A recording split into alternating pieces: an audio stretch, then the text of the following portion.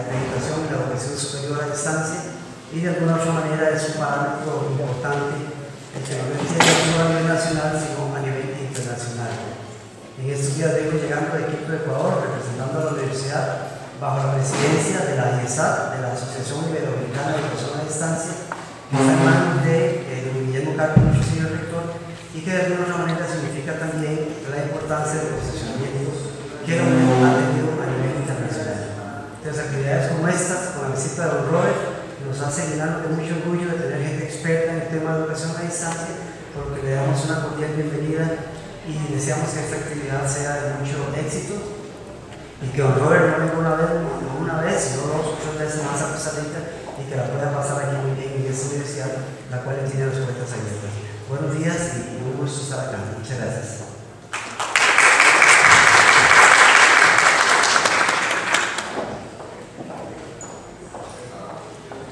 Muchas gracias, don Edgar, por sus palabras de bienvenida en esta mañana. Seguidamente, tengo el gusto de presentar al señor Robert Aucoin. Para eso solicito a don Edgar Castro y al señor don Maynor Barrientos si nos pueden acompañar en los asientos reservados para ustedes.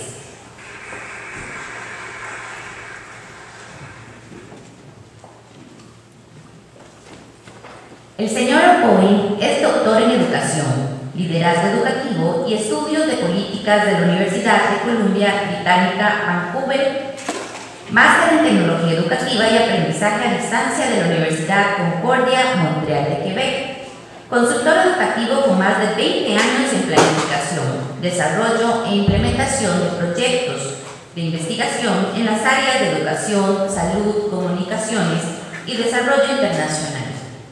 25 años de experiencia enseñando cursos en línea y presenciales a estudiantes nacionales e internacionales.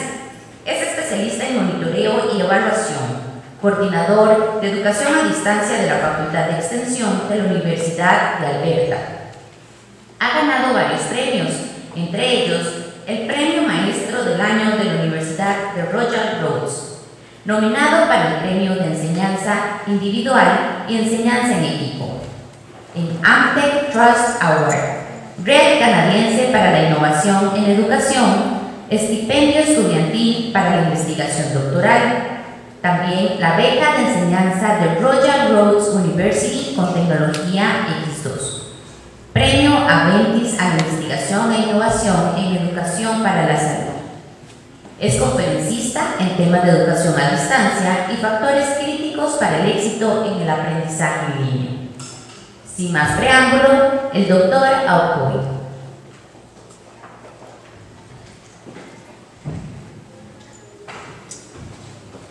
Good morning, everyone. Apparently, I was supposed to wear this during the introductions, because I don't understand Spanish, and I forgot. So I have no idea what they were just saying. And until I heard my name, I thought maybe they were giving the soccer scores from the weekend, or telling us what the weather was going to be this week. And then every once in a while I just listened for my name, and I figured you were talking about me. So I have no idea what they said. They might have said they found somebody off the street, I don't know. If you'll just bear with me, the computer's not quite set up right, so just give me 1 second to set this up. So that you can actually see.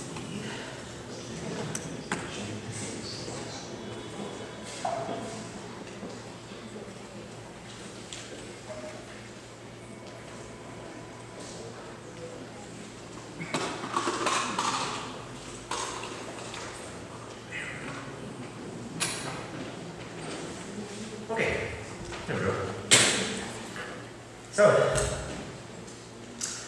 I would like to begin, before I do anything at all, anything else, is I would really like to give a warm thanks to Maynard Barrientos and his team, particularly Tatiana and Carlita, for organizing this.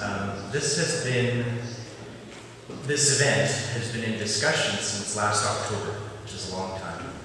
And the planning for this event has been going on quite seriously since march, really. It's a tremendous amount of work. Anybody who has tried to organize any sort of conference knows how much work it is. And when you add the complications of bringing in somebody from the outside, somebody from a different country, somebody who doesn't speak the local language, you're dealing with airfare, you're dealing with hotels and travel and all kinds of other things. The logistics is very, very difficult. And so I would like to give a round of applause to Maynard and his team.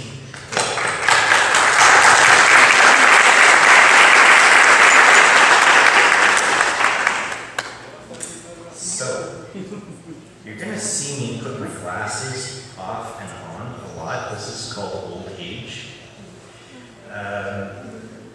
Sometimes I can see with them and sometimes I can't, so just bear with me. So today we're going to talk about the scholarship of teaching and learning, which in some ways is a very new concept, and in some ways it's a very old concept. And I'm going to try to balance both of those ideas. So I'll start with some of the basics that go back to really the 1980s, and some of the newer concepts that really have to do with what I call social media.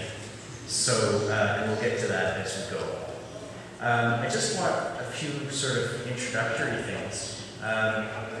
Just sort of a preface to what I'm talking about. I don't own the copyright for the images in the presentation you're about to see. And so I want to acknowledge the original copyright of all of those images. And in fact, the whole presentation, except for the images, is licensed under a Creative Commons attribution. So I'm not sure if we're going to circulate this afterwards, but I'm okay if the university wants to circulate them. That's fine. Please use them. Please contact me and ask me questions if you like, and we can sort of have that as a conversation.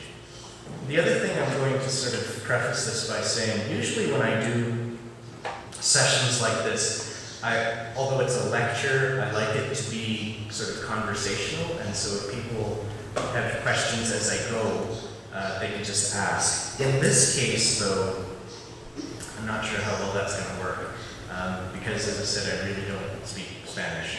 So I guess if people wanted to ask questions in English, that would be okay, but then that might cause some problems. So what I'll do is I'll ask as much as possible for you to leave your questions to the end, maybe note them down and reference one of the slides or something that I said, and then we could have a conversation at the end.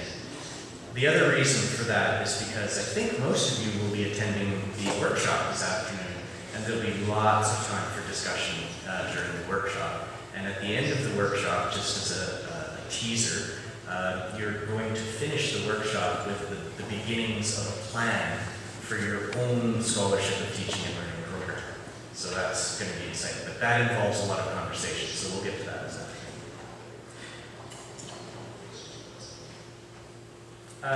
The other thing you'll notice as we're moving through the presentation is really I want to use this presentation sort of as a background for discussion, engagement, and reflection. I'm only in country until Saturday, but the internet is wonderful. I never really go away. So you'll have my email address, I'll give it to you in just a minute. And anytime you have a question, engage your colleagues and talk about it. That's the important part of scholarship generally, and it's really important for the scholarship of teaching and learning. So you need to be talking to each other and communicating with each other. And by all means, bring me into that conversation. Email me. Email me in Spanish, that's fine, I can figure it out if it's text. Maynard, let's have a longer conversation. So even though I'm leaving Costa Rica on Saturday, I hope that conversation is not going to stop. So anyway, so that's kind of what it's all about. I was trying to be funny, but I'm quite serious. I really don't know what was in the introduction, so I don't know how much I should say about myself, so I'll keep it simple. My name is Robert Lepoint, and I'm Canadian. I wear many, many different hats, so and have done so over the years. But basically, my professional life is divided into two. 50%, I'm associate faculty member at a small university in Victoria, Canada, which is pretty much as far west as you can go in Canada. West is that way for you guys. And, but I actually actually don't live in that city. I live in Ontario, which is 6,000 kilometers away from my university. And I typically only go to my university once a year for a month or two. This year I actually went for 3 months, but usually I don't go that often because we do everything online, and it works very well. Where it gets complicated, of course, is that the time zone changes because Canada is so big. We have 5 different time zones. So when people at my university want to have a meeting at 4 o'clock in the afternoon, that's 7 o'clock my time. So that gets a little complicated, but it works. The other 50% of my time is spent doing things like this, international consulting. This is my first trip to Central America. I'm loving it. I may never leave. You may have a hard time getting rid of me.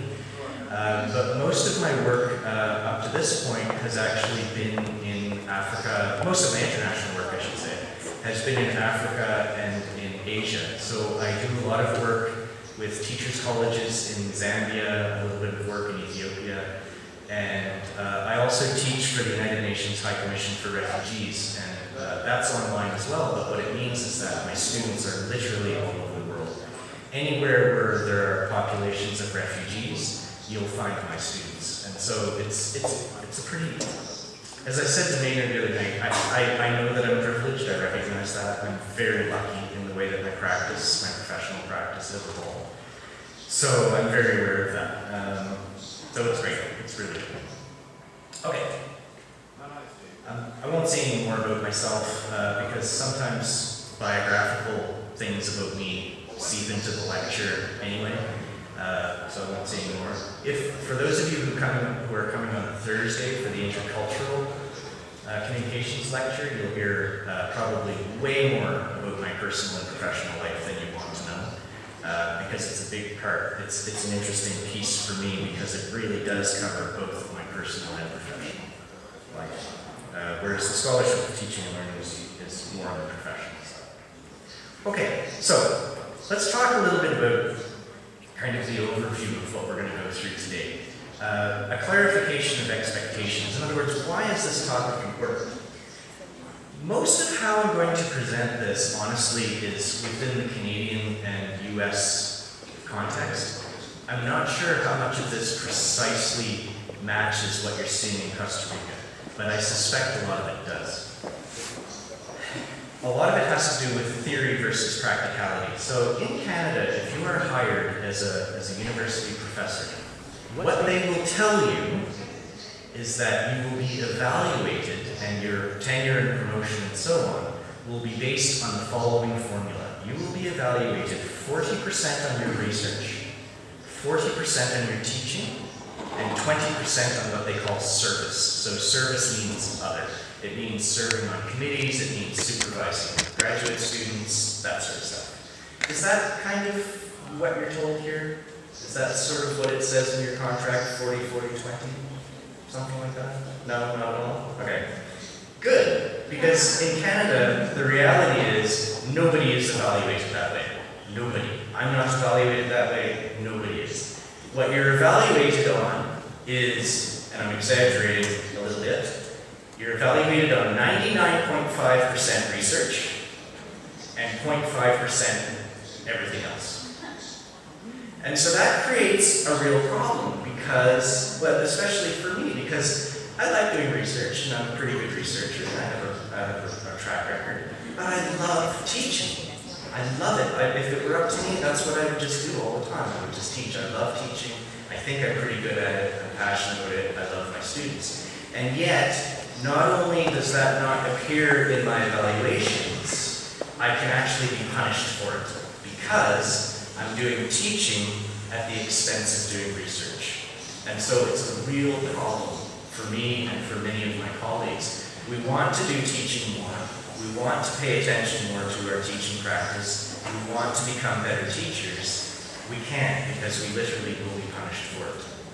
I'm privileged, I'm lucky, partially because I'm old and I've been around for a long time and people don't seem to care what I do anymore. I'm also privileged because I'm only part-time at the university and so I don't fit into the same kind of tenure and promotion tracks as regular faculty. But new faculty, and by new faculty I mean anyone up to sort of the age of 35 or 40 years old, they're a bit stuck.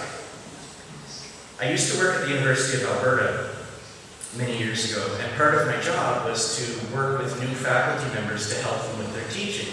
And they would do this as part of the orientation at the beginning of the year. And I'll never forget, the first year that I did this, I went to one of the orientations and I happened to listen to the professor, the woman whose job it was to do exactly what I do, but on the research side. So I was to orient the new faculty on the teaching side, and her job was to orient the faculty on the research side. And in her opening comments, it was a room just like this, she was standing up at the podium. Her opening remarks, she said, everybody, forget about your teaching. Forget about it.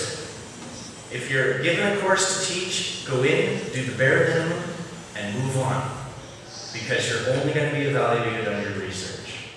And I was sitting in the audience, I hadn't spoken yet, and I was sitting in the audience and all the blood drained out of my face. I thought, what am I going to say? So the person in front of me just said, forget about your teaching, and now I have to get up and tell them how important and fun teaching is. It was an impossible situation. Later that year, at the same university, the University of Alberta, by the way, is a very large university. It's about 35 or 40,000 students. It's a full university. They have a medical school, a law school, everything. It's huge. Later that year, there was one faculty that finally admitted and said, when our professors in this faculty come up for tenure and promotion, we are not going to look at teaching. It's going to be all research. They admitted it. Wow, I was shocked that they admitted it. Anybody want to guess which faculty it was that said that? One faculty said, we are not going to look at teaching for evaluation. Anyone want to guess? I think I see you nodding it. No? It shocked me. It was the education faculty. The education faculty that trains teachers devalued teaching to zero. And I was shocked. I couldn't believe it. They did back down on it after about a year, and they brought teaching, well, at least theoretically, they brought teaching back into the mix, but I couldn't believe it. I was absolutely shocked. So that's sort of the background for all of this with the scholarship of teaching and learning. So we were struggling. Again, I was at the University of Alberta at the time.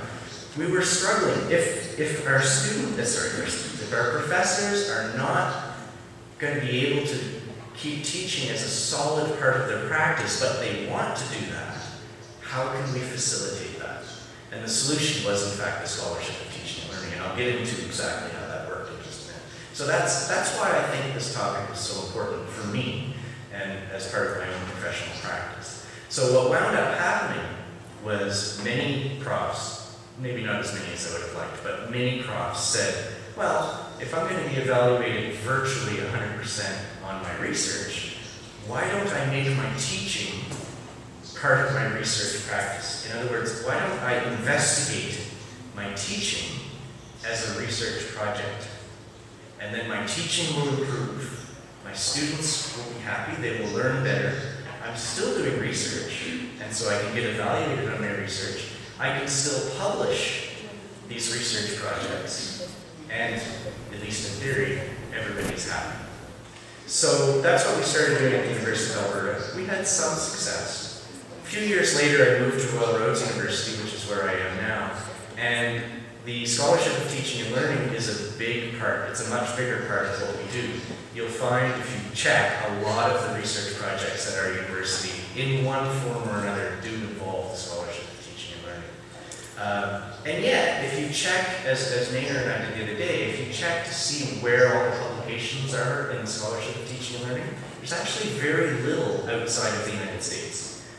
The vast majority of publications in this area are from the United States. That's true in a lot of fields, I recognize. Okay, so one of the things we're going to do, mostly point two, we're going to do this afternoon, but we're going to talk, I'll show you some slides in a few minutes about how we can or should define scholarship and how it might be different when you talk about small R research versus big R research. So big R research is like when you have a formal research program. Think of a chemistry professor who has a lab and he's doing regular research programs. That's big art research. Small art research is more like what I do. Things like action research, investigating my own practice, coming and doing consulting projects in Africa, and then building research projects around those consulting projects. That's kind of small art research. But it is all scholarship. It's all part of scholarship. And so people need, a lot of universities don't recognize that. And so we'll talk a little bit about that in this session. We'll talk about, again, this will come up in the workshop, but how has the nature of scholarship of teaching and learning changed over the last 5 to 10 years? And I'll give you a hint, the answer is yes. And what are the implications of that? And then at the end of the lecture, we're going to talk about how some of this stuff works in a digital world. Because when I started this, even when I started, the internet was available, we were doing lots of distance learning, and you were here as well. But making that connection between education, research, scholarship of teaching and learning, making the connection between those things and technology and online learning was not there yet. That's quite recent. That's really only in the last 4 or 5 years. So we'll talk about that as well. And I'll give you some suggestions as to how you can start to form your own digital scholarship and combine that with whatever research you're interested in and your teaching as well. So that's what we'll talk about. How does that sound? Okay? Actually, speaking of sound, I can't really hear myself. Is this okay? Does this sound good?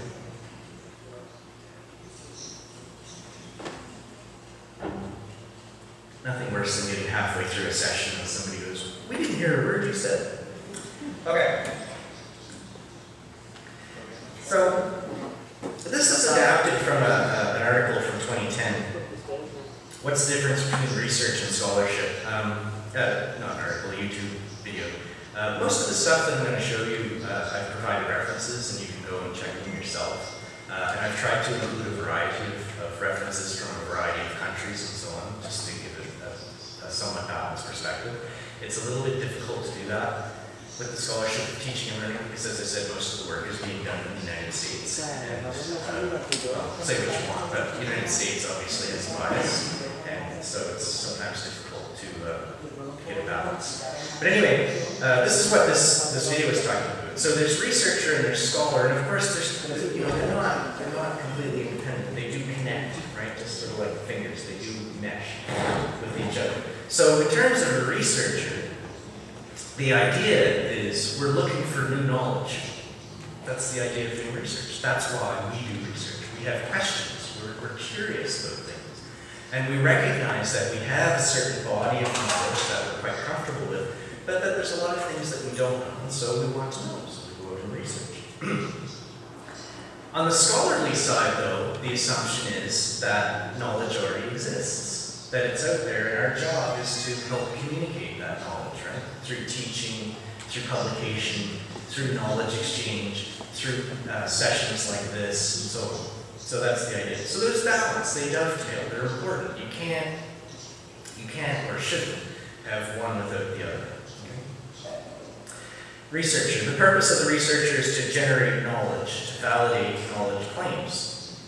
The purpose of a scholar is to seek knowledge, to become knowledgeable, to acquire knowledge, and possibly to use it in specific contexts. So again, those two concepts are related, but it's sort of two ends of the same spectrum, I guess, is the way to think of it. Researchers are often very interested in very specific, they have a very specific research interest, they have a very specific focus. I've worked with,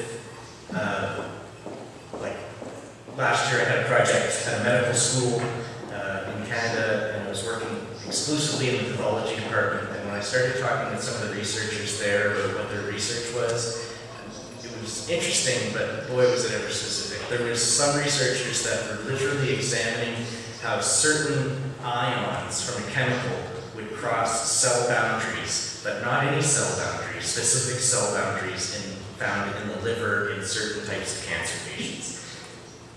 When it takes 5 minutes to explain just what your little research line is, that's specific, right? And so researchers tend to have very specific research lines that they're interested in, and that's good. Scholars, though, are often a little bit more general. I tend to be a bit more of a generalist myself.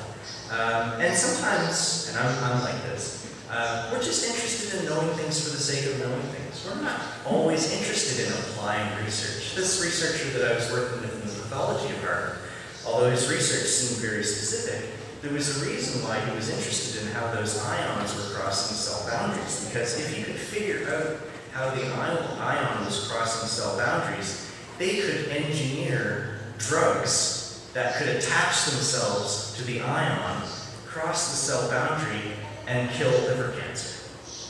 Huge implications in that research, right? My research isn't that specific, and it's not that kind of grandiose in some way. So I'm just interested in knowing things for the sake of knowing things. I love learning. It's fun. Researchers should, they don't always do a good job of this, share his or her findings with peers in the broader public. Scholars we share knowledge for sure, but we tend to be a little bit more internal. So we'll share things with our students and our colleagues and so on. But on a scholarly level, we're often not writing tons and tons of articles. We're not, we'll go to conferences and so on, but you won't see scholars interviewed by the media because they found the latest cancer breakthrough, right? Whereas researchers will. So that's kind of how I see that. And then this afternoon when we do the workshop, I'll get you guys to work in groups and I'll get a sense of how you see your scholarly world versus your research world. So we'll talk about that a little bit more this afternoon. So where did this idea of the scholarship, I'm going to take this off because I'm overheating. Where the idea of the scholarship of teaching,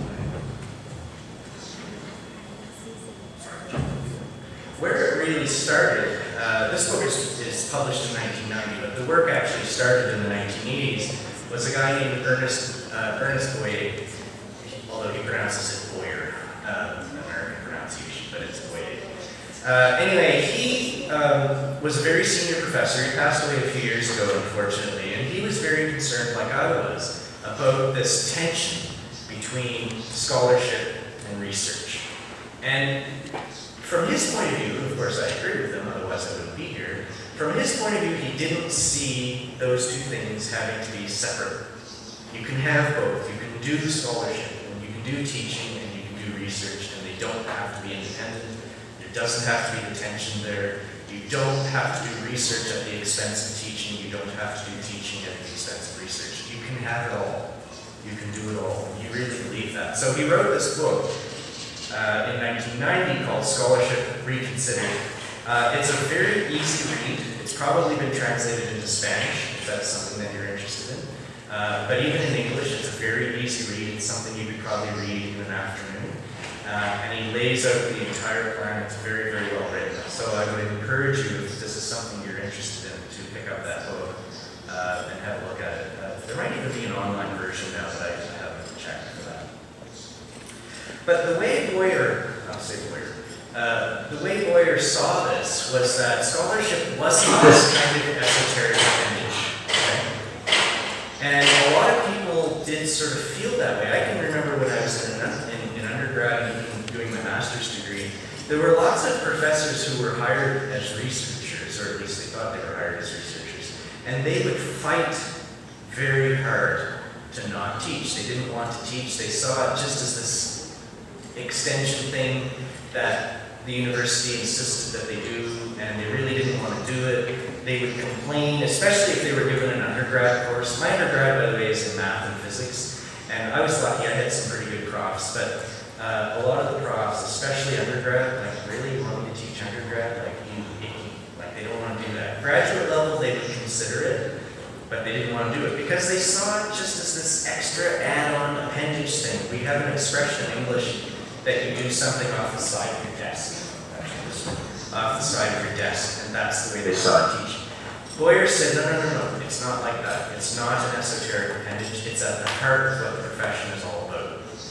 In universities, that's what we're all about. Yes, we're researchers, but we're also educators. The idea is to generate knowledge and to distribute knowledge. We call it knowledge exchange. That might be our next session when I come back. We'll do a session on knowledge exchange. So So all faculty throughout their careers should themselves remain students. That's the other piece of it, right? I also taught at York University. I've taught everywhere. One of my jobs, 15% of my job, was to do what we called faculty development. And this is a long time ago. This is in 1995. And a lot of our faculty members up to that point either were not using email, or when they would get an email, they wouldn't look at it. Trust me, no one believes me when I tell them this, but it's true. A lot of our profs, they would get an email, they wouldn't look at it. They would get the departmental secretary to print the email off, put it in their mailbox, and then they would read the email on paper, write a response in ink. This was 1995. This was not 1895. This was 1995. Write the response, give the piece of paper back to the secretary would type the response in and send it. My job was to stop that. So we had computers installed in all of the faculty members' offices, and one of my jobs was to teach them how to do basic computing, including email. And I will never forget walking into a senior philosophy professor's office, and the first thing she said to me, even before she said, "Good morning, how are you," anything, she said, "Make this easy because I don't want to learn anything new." And I thought, number one, I'm in trouble. Number two, this is really bad. I almost said to her, and today I would say it because, as I said, I'm old and I'm cranky and I don't care. But in those days I was young and I wanted my job. So I kind of went, but what I almost said was, how would you feel on September 3rd if your students in Philosophy 100 showed up and said that to you? "Dr. So-and-so, please make this course easy because I don't want to learn anything new." How would that make you feel? I didn't say it. Maybe I should have said it. I don't know. Anyway, scholars, we've got to be learning all the time, right? Whether it's checking out YouTube videos online or reading books or coming to sessions like this, or writing articles or reading articles or getting involved with research groups. It doesn't matter how you do it, but you need to be learning all the time, right? That's part of who we are, it's part of what we do, so it's very, very important. And we need to be engaged, especially today, because we have the internet, we have social media, we're all constantly connected. I see some of you have laptops, some of you are on your phones and so on. We're always connected all the time, right? That's just part of what life is in 2018. So that's very, very, very important. Okay. So I do this because on the previous slide I didn't have the full title. So the Scholarship of Teaching from, this was a secondary article, it was a follow-up from the book. Again, highly recommended, same author, Ernest Boyer. Scholarship Reconsidered, Priorities of the Professoriate. Okay, so again, that's a really, really good reference that I would highly recommend. So what we're trying to figure out in the Scholarship of Teaching and Learning, and the answer to this question is going to be different for all of us, but basically what we're trying to figure out is, let me get my little pointer going here. Let's do my laser pointer. What we're trying to figure out is we have this discovery piece. If you think about your professional practice, we have this discovery piece, we have a teaching piece, and we have an application piece. Now, the relative proportions of each of those pieces is going to be different for all of us. For myself, teaching is by far the biggest piece of what I do. Okay? Discovery is a pretty big piece for me, but not the biggest. And application, it depends on how you define application. This is sort of application for me, right? I'm teaching, but it's an application. But these relative proportions are going to be different for all of you, and you have to decide how you want that. But what we're interested in for the purposes of today and for the purposes of the Scholarship of Teaching and Learning isn't how much time necessarily you're spending on discovery, how much you're spending on teaching, and how much you're spending on application, but how are you integrating all of those three pieces? Or are you integrating all of those three pieces? If you're not, that's okay. Welcome to the majority. Most people do not integrate those three pieces, and that's fine. It's okay.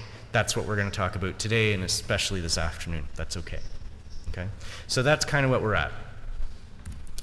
Another way to look at it is this way, as more of a, rather than an intersection, but more of a progression. I put this one up because this one actually fits me a little bit better. you go from teaching, basic teaching, to scholarly teaching. So scholarly teaching is basically, I've learned this stuff very recently, I'm going to teach it right away. Or I found this event or this idea or this concept through my own research, and I bring it into the classroom right away. I'm very lucky that I get to teach quite a variety of courses, and one of the courses I teach is called International Relations and Global Politics. And because I get to do international consulting, I'm able to take the research that I do in my international consulting and apply it to that course immediately. And so it actually surprises the students sometimes, because they'll ask me, like, can I give them my PowerPoint slides a couple of weeks ahead of the class, and I will, but I warn them, when you get on the class, what I gave you might not be the same, because there might be something that happened in international relations and global politics that I'm going to incorporate at the last second, and I do that all the time. I taught that course the last time in January, and when I developed the notes and circulated the PowerPoint presentation, it was November. Who knew in November what was going to happen between Donald Trump and Kim Jong-un in North Korea? I did not predict that. But it was important to incorporate that into my course, because it was a big part of the work that I do, and it was a big part of the course. So that's the scholarly teaching. And then that leads to the scholarship of teaching, which I talked about a minute ago. And then you can expand that out, so you can sort of do it in reverse. You can expand that out into discovery, integration, and application. So just a couple of different ways of thinking about it. There is a new piece to this that Ernest Boyer didn't see, because it was 1990. So we have the teaching, we have the discovery, we have the application, we have the integration. What he did not see, which I'll talk about more at the end of this lecture, is our presence, our networking, our on life, right? Our life online. I just call it our on life. The other thing which he saw a little bit, but not that much, is the idea of activism, and that goes back to the idea of knowledge exchange. So the concern with knowledge exchange, and this honestly probably doesn't happen much in this university, but in big Canadian and American traditional universities, what happens oftentimes with researchers is they're in their labs, and they're doing what we call grounded research or basic research, and they're coming up with information, and that's the big chunk of what they do. And then maybe they'll go up to the next level, and they'll publish a paper which maybe 300 people will read. Maybe they'll go to a conference and another 50 people will hear about it. But it's not getting the mass distribution that it needs. And that's the top level. So I don't want to get into that because that's a totally different lecture. But, and so the concern is, as researchers, are we using our research, are we using the results of our research to influence people? And people can be defined in any way, right? This fellow in pathology was hoping to influence pharmaceutical companies, other doctors, surgeons, patients, their families, and so on, because he was very interested in cancer research. In my case, I'm usually trying to influence literally people that I meet in a coffee shop, right? To understand things about immigration and what's going on in the world, and refugees, and all kinds of interesting things, and intercultural communication. That's my audience. But regardless, are people using research to influence whatever audience they're interested in influencing, right? Are they able to do that? And again, I'm not sure what the situation is here, but in most Canadian universities, that doesn't happen. We do a very bad job of that. We do a great job at collecting basic data information. We do an okay job at writing our papers, our academic papers, and then the general public never sees it.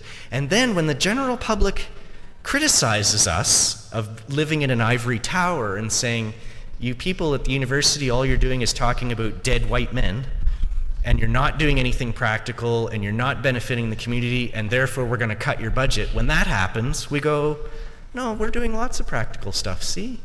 But we're not doing it on a regular basis. We're not doing it a very good time. So that's what we mean by activism.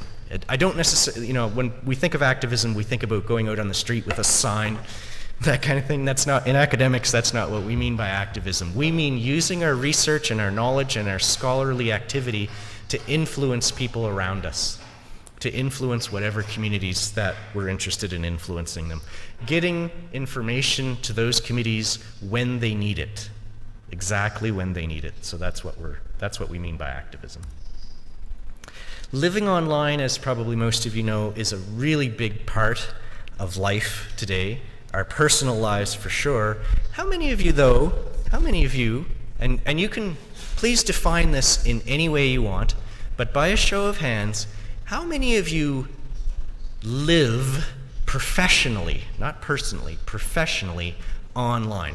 How many of you have an online professional presence? Put your hand up, I know you do. I know Maynard does, because we chat every day. So about half of you, maybe a third of you, a third to a half. That's actually pretty good. I'm impressed. Because usually when I ask that question, usually my hand goes up, and whoever invited me, their hand goes up, and it's usually maybe just 4 or 5 people. So that's great. I'm really pleased to see that. Let me ask the same question, though, personally. How many of you have personal lives online? Facebook, Twitter, WhatsApp. Do you guys use MySpace? Not anymore, it's dead. Anyway, you know what I mean. So about half, a little more than half, I would say, of you. So that's quite the difference, isn't it? Right? Considerably more of you have personal lives online than have professional lives online. So we'll see if we can change that idea. But living online as a scholar really means to get used to enjoy and manage the noise, kind of the unplanned serendipitous insights, the views, the selfies. I still haven't gotten used to selfies. The cats, I love cats, so that's good. The recipes, the insights, fake news, increasing despair, getting used to all that noise and still managing to thrive as scholars. Can we do that? I think we can. It's not easy, though. I don't want to pretend for a second that it's easy. It's not. Maynard and I have a colleague who I think you're going to meet in September. His name is Paul. Very nice man. And I'm going to actually show you some slides from his stuff because he's an amazing researcher. But anyway, he has a very pronounced presence online. And when you talk to him, it's rough. It's like he's in a boxing match sometimes and people are hitting him. And at one point, about 2 months ago, Maynard and I were very surprised because he said he was getting off Facebook. He had had enough. People were criticizing him and so on. How long did that last? A day. I think he was offline for a day and then he was back because he realized it was so important to his professional presence as a scholar that he couldn't be offline for very long. And it wasn't an addiction for him. It was that scholarly network was so important to him. That idea of learning and disseminating knowledge was so important to him, is so important to him, he's not dead, is so important to him that he was willing to take the body blows that were coming at him every day. And he'll probably, I think he's coming in September, and so he'll probably talk about that. And by all means, come and see him because he's amazing. Anyway, so, but again, I want to reiterate, this is not easy, okay? And I don't want to pretend that it is easy. It's not. Well, except for the cats. Selfies are very difficult. Cats are easy. Okay, so living online as a scholar also means being constantly peer-reviewed. This is painful, and it's funny, you know, because in the old model of doing research, you would write a research article and you would submit it to a journal and it would get peer-reviewed. And most of us, especially those of us who are from a research background, whether we have master's degrees or PhDs, most of us are used to that. And even though the criticisms, the peer review comes in and it can be quite harsh, you know, they can come in and say, well, your research methodology is flawed. Your statistical analysis is at a, what was one comment I got one time? Oh, his statistical analysis is very superficial. And I actually know who made the comment because he told me afterwards. But anyway, he was right, it was superficial. But anyway, so some of those comments can be quite harsh, but as researchers, we're trained to take that, usually, positively and say, oh, you know, yeah, the statistical analysis there was a little superficial. Maybe I can do better. Maybe I can keep the superficial part and add some statistical tests to it, and that it'll make it richer, right? We're used to that. We're not used to that, I don't think, on the teaching side. When we get I got one last night. Actually, it was good, fortunately. But when I get that email saying your course evaluation for Justice Studies 401, again, the blood drains from my face because, oh boy, what did the students think of me? What are they going to say? Because as you know, students don't hold back. They will give it to you, right? And for reasons I could guess at, I'm not really sure why, we really take it personally. When someone criticizes my research, I take it a little bit personally, but I kind of go, whatever. They're going to help me get a better product. But when someone criticizes my teaching, it's like they're criticizing my children, right? I get defensive. Are you guys like that? Am I the only one? Some of you are like that? Maybe I'm the only one. I don't know. And I don't know why, but I talk to lots of other people and they say the same thing. Criticize my research, be nice, but criticize my research, no problem. Please don't tell me anything about my teaching. Right? I don't want to hear it. So we got to get used to that, because now living online as a scholar means that the feedback, the peer review that we're getting online is starting to look like the peer review we get in our teaching. And this goes back to my friend Paul that I was telling you about. It gets personal now, right? And it's rough. It's not easy. It's upsetting. I've lost sleep over this, right? I've been criticized publicly on my Facebook page online. Robert, you don't know what you're doing. You don't, I'm making this up, but you don't understand the theory. You took the wrong theory and you applied it to the wrong context. What were you thinking? And it's very personal because they preface it by saying, Robert. It's not anonymous anymore. So it's really rough. If you can get past that, though, if you can, as Paul does, if you can take the body blows, if you can do that, then again, you can come up with a much better product. Your teaching will improve, your research will improve, and so on. But it's hard. It's very difficult, right? You're having your views questioned and tested all the time. You probably have a Spanish expression that's the equivalent of this, or maybe you even use the English word, but when you're on Facebook and somebody posts something a little bit controversial, maybe it's an article that's in favor of something Donald Trump did, or any article about Donald Trump, and suddenly everyone attacks you. In English, we call that flaming. How do you call it in Spanish? Same? I don't know. Maybe you don't have an expression. You're getting flamed. It's like everyone's attacking you with a flamethrower, and they're just like shooting at you and stuff, and it's really quite aggressive. But again, if you can get through that, if you can get used to that, then hopefully you can engage those people in a conversation, and the end result will be so much better, okay? It goes in the other direction too, of course. But anyway, I'll come to that. Living online as a scholar also means taking risks, negotiating the impact of every facet of your being. This will come up again on Thursday in the intercultural communication session.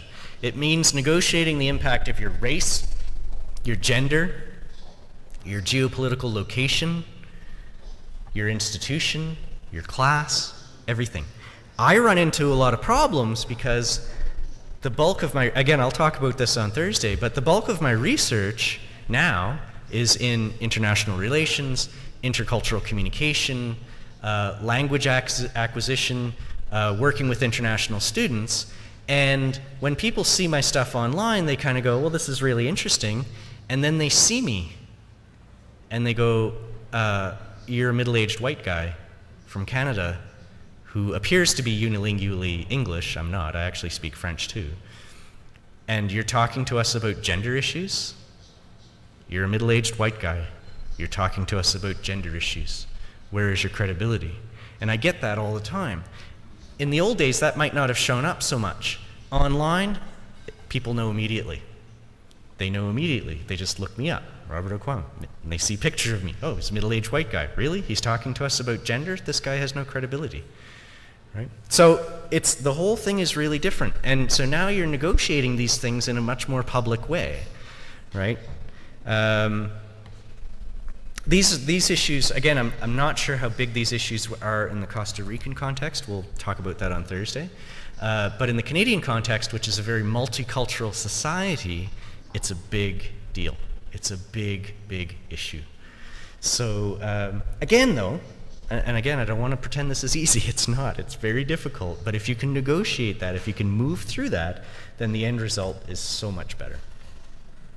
Okay, so I want to jump into a little bit more deeply about this idea of digital scholarship, some considerations about things that you can do about digital scholarship, your presence online, activism, and so on.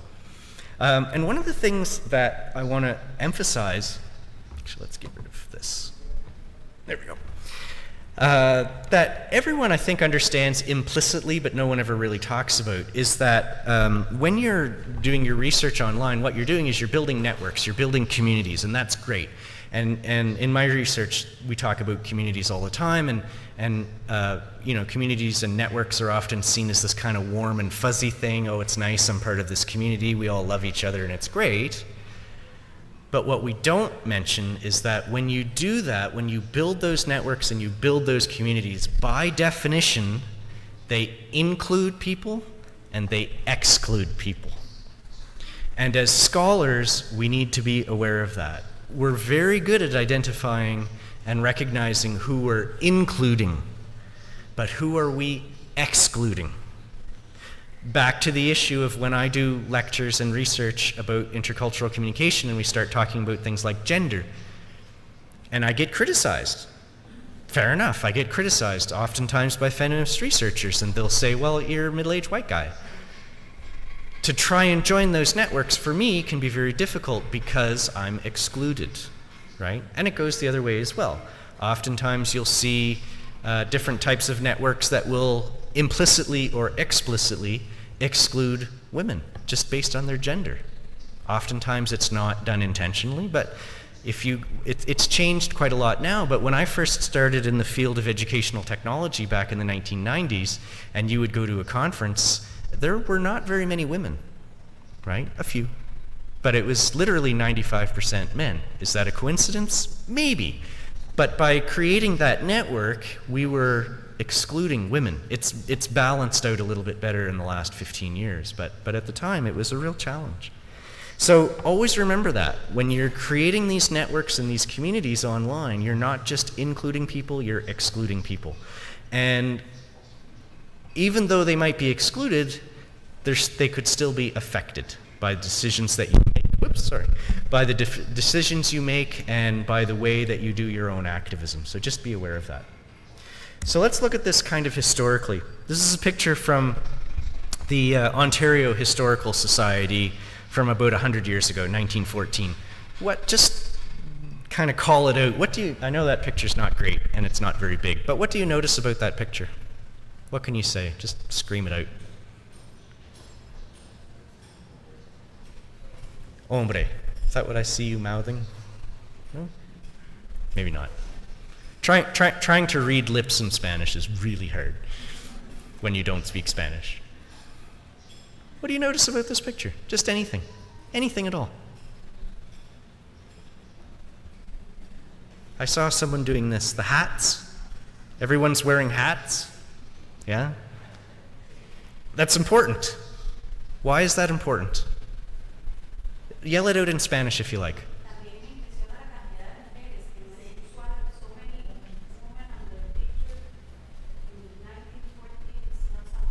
That's right. There are a fair amount of women, surprisingly a large number, but compared to the number of men, not that many. It's mostly men. I want to go back to this hats idea because I think that's really important. What does that tell you, that they're all wearing hats? What do you think that might tell you? Maybe 1914, you're wearing a hat. What does that say about you? Today, if you wear a hat, it just means you want to wear a hat. Or maybe it's sunny outside or it's rainy outside or something. Affluent. It means you've got money.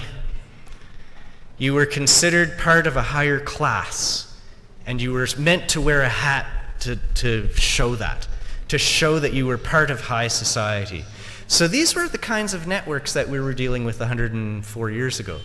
So they included, but they excluded as well. So this was quite different, right? In those times, in pre-digital times, who you knew mattered. It was not, you know, oh, I'm an expert in educational technology, or I'm an expert in the scholarship of teaching and learning. It was who you knew. Can you introduce me to this person? This was pre-networking, pre-digital networking times. A lot of these networks were what we call old white boy networks, right? So if you were a woman, if you were a person of color, again, I'm talking about the Canadian and American and European context. But if you were, you know, if you were a woman, you had to work hard to get part of these networks, right? I think it's a little, I hope it's a little easier now.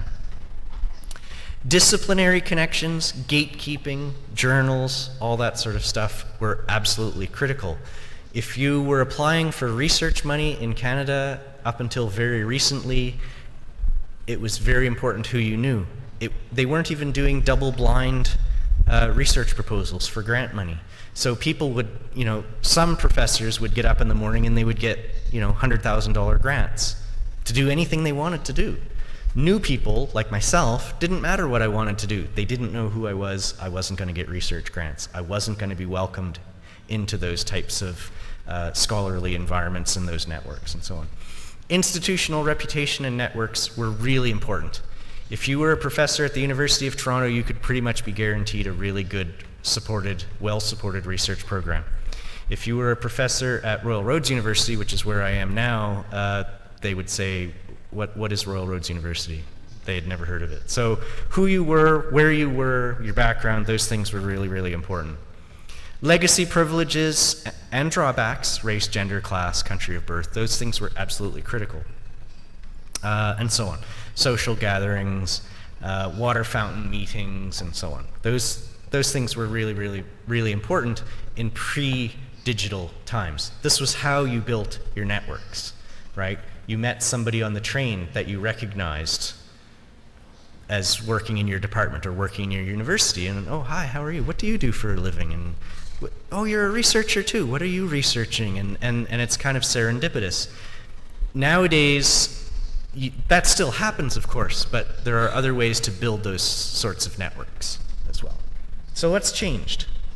Well, all the stuff that I just showed you is still in play for the most part, right? Maynard and I met at a face-to-face conference in October, right? We've continued our professional relationship online, but that initial meeting was face-to-face. So all of those factors are still at play, but there's an added layer now because of the digital nature of scholarship. So all of that stuff is still there, and it's amplified. I'm not sure if this session would happen in a pre-digital time. I try to think through this. Okay, so Maynard and I met last October at a conference in Toronto. We went and had a couple of beers and we talked about research and that sort of stuff, and realized we had a lot of things in common, and it was great, and we really had a good time. In a pre-digital era, I wonder if it would have just ended there. At that point, what am I going to do? Write him a letter in ink or type it and send it to him, and it might get here and it might not, and he's a busy guy and he's got a million things to do, and he sees this letter among many, many, many other letters. What are the chances that he's going to respond? He might. But you know how things happen, right? There's especially after conferences, there's this high level of enthusiasm that drops very quickly. But in a digital environment, that still can happen, but it tends to get amplified. So you have this high level of enthusiasm, but it's even higher, and then you can maintain it longer, right? So I'm not sure this event would have even happened in a pre-digital time. But in a digital time, it has happened, and I think it's been great. So it's been really good. Related to that, of course, we now have lots of social media. The ones that and I'm going to show you some examples in a minute, but Twitter, Facebook, blogs, LinkedIn, and so on. In a digital environment, we're now recognizing and nurturing weak and strong connections. Don't underestimate what I call the serendipitous weak connection. About 18 months ago, 2 years ago, I was at a conference and I'm a consultant as well, right? So that's half of my practice. So when I go to conferences, this sounds awful, but there's a part of me that's kind of trolling for contracts, right? And so I'm at this conference, I'm in Malaysia, and I'm trolling for contracts. I'm talking with people and, what are you doing? Is there any opportunity for me to get involved? And so on, and so I'm doing that. I left the conference with a stack of business cards like that, and I was bored. So I actually ordered the cards, top to bottom, from the group that I thought was most likely to result. I know this sounds awful. You must think I'm a cad. From the group that I thought was most likely to give me a contract to the group that was least likely at the bottom. When I got home to Canada, this was November, I started emailing them, starting from the top, going to the bottom. When I got to the bottom, I was tired. This had gone on for a couple of days. I was tired.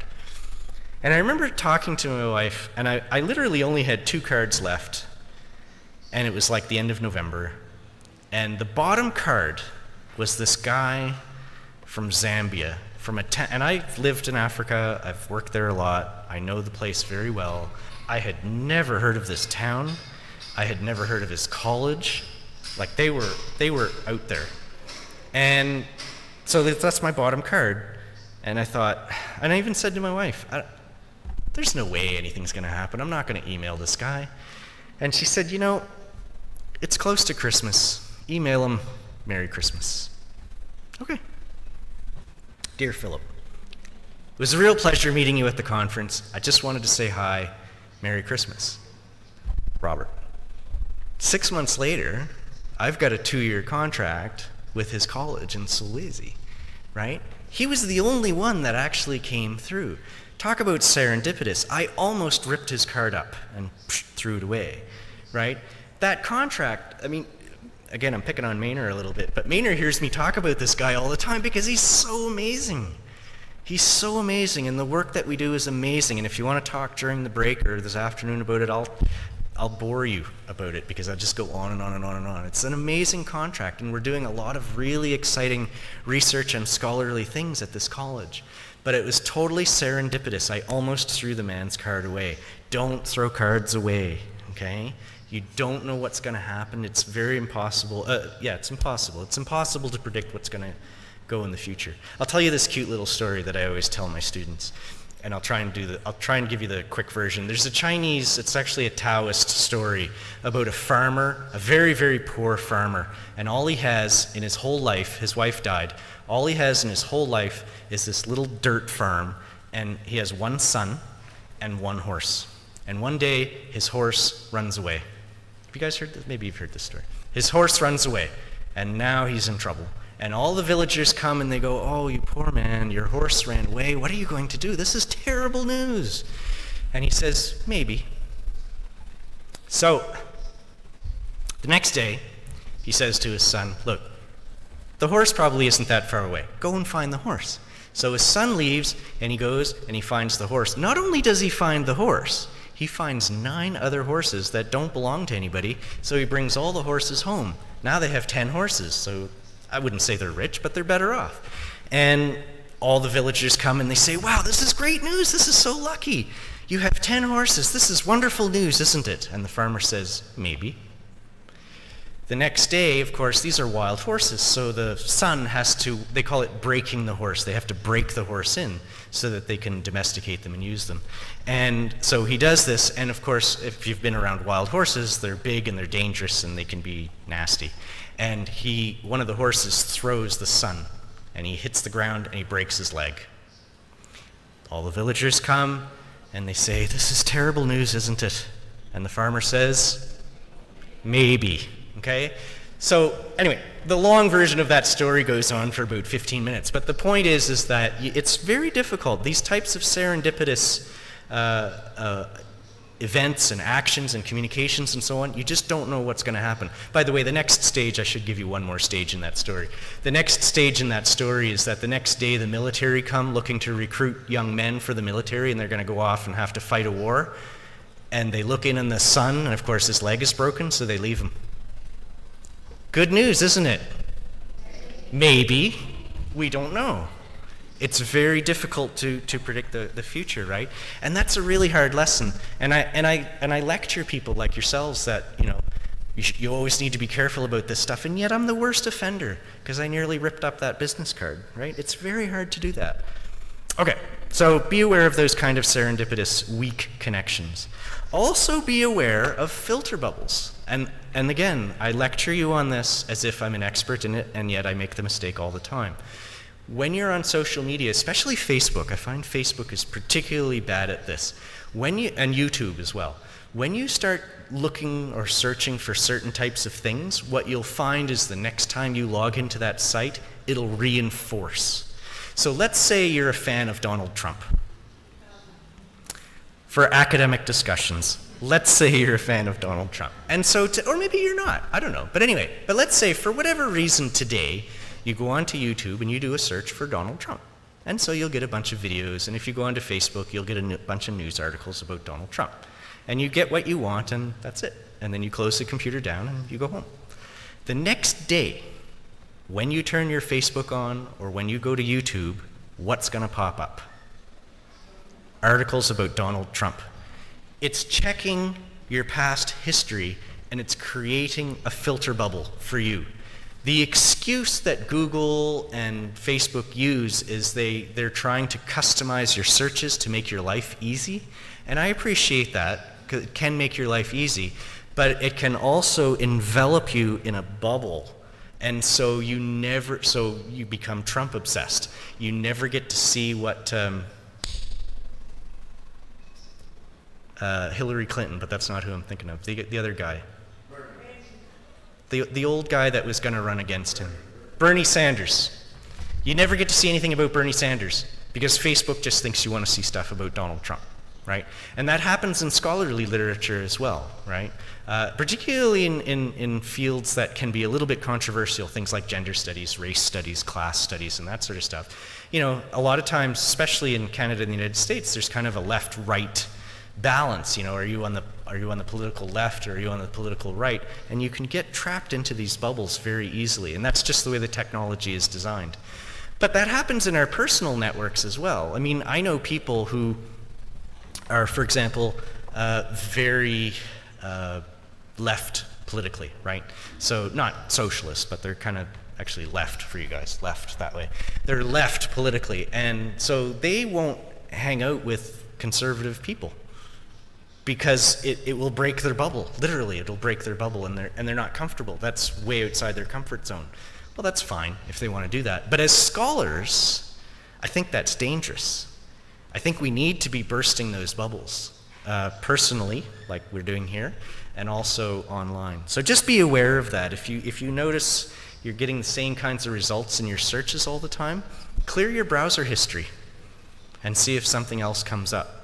The other place where filter bubbles shows up, and I do this experiment with my students, a lot of my students are from mainland China, and so when I teach with them face-to-face, we do an experiment. We get my laptop, and I get their laptop, and we sit at a table right next to each other.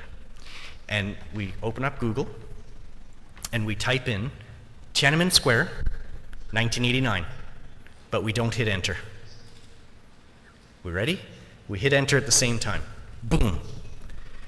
On my laptop, what shows up is Tiananmen Square, 1989, the tanks rolling in. I get YouTube videos of the government crackdown on the students, June 4th, 1989. Some of you probably remember this, right? Lots and lots of people were killed in Tiananmen Square. That's what I get. My Chinese students, when they hit enter, they get the museum in Tiananmen Square is open Monday to Friday. They get tourist information. They get absolutely nothing about the disaster from 1989. Nothing. Why? We're right next to each other. We're using the same internet connection. We're not in China. We're in Canada. We're using the same browser at exactly the same time, and our results are completely different. It's because of filter bubbles. Okay? So they're engineered. Sometimes they're engineered by the technology. Sometimes they're engineered by the government. Clearly, in the case of my Chinese students, they bought these laptops in China. They were using them in China before they came overseas, and so there's stuff in there. One thing I never tried, I should try this, is have them clear all their cache and their cookies and stuff and see if that helps. I should try that next time. But anyway, just be aware of that, because that's really, I mean, that's always been an issue, those filter bubbles, even before the digital age, but it's so much more of an issue now. Okay. Get some water here.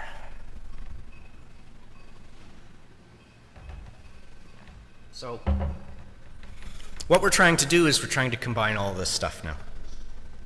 Virtual spaces, physical places.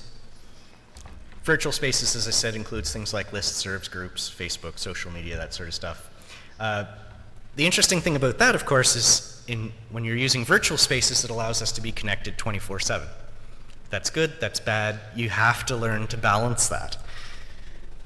Some of you probably are subject to this. If you have kids, your kids are certainly subject to this, but how many of you are lying in bed at night with your phones? You don't have to tell me. I almost don't want to know.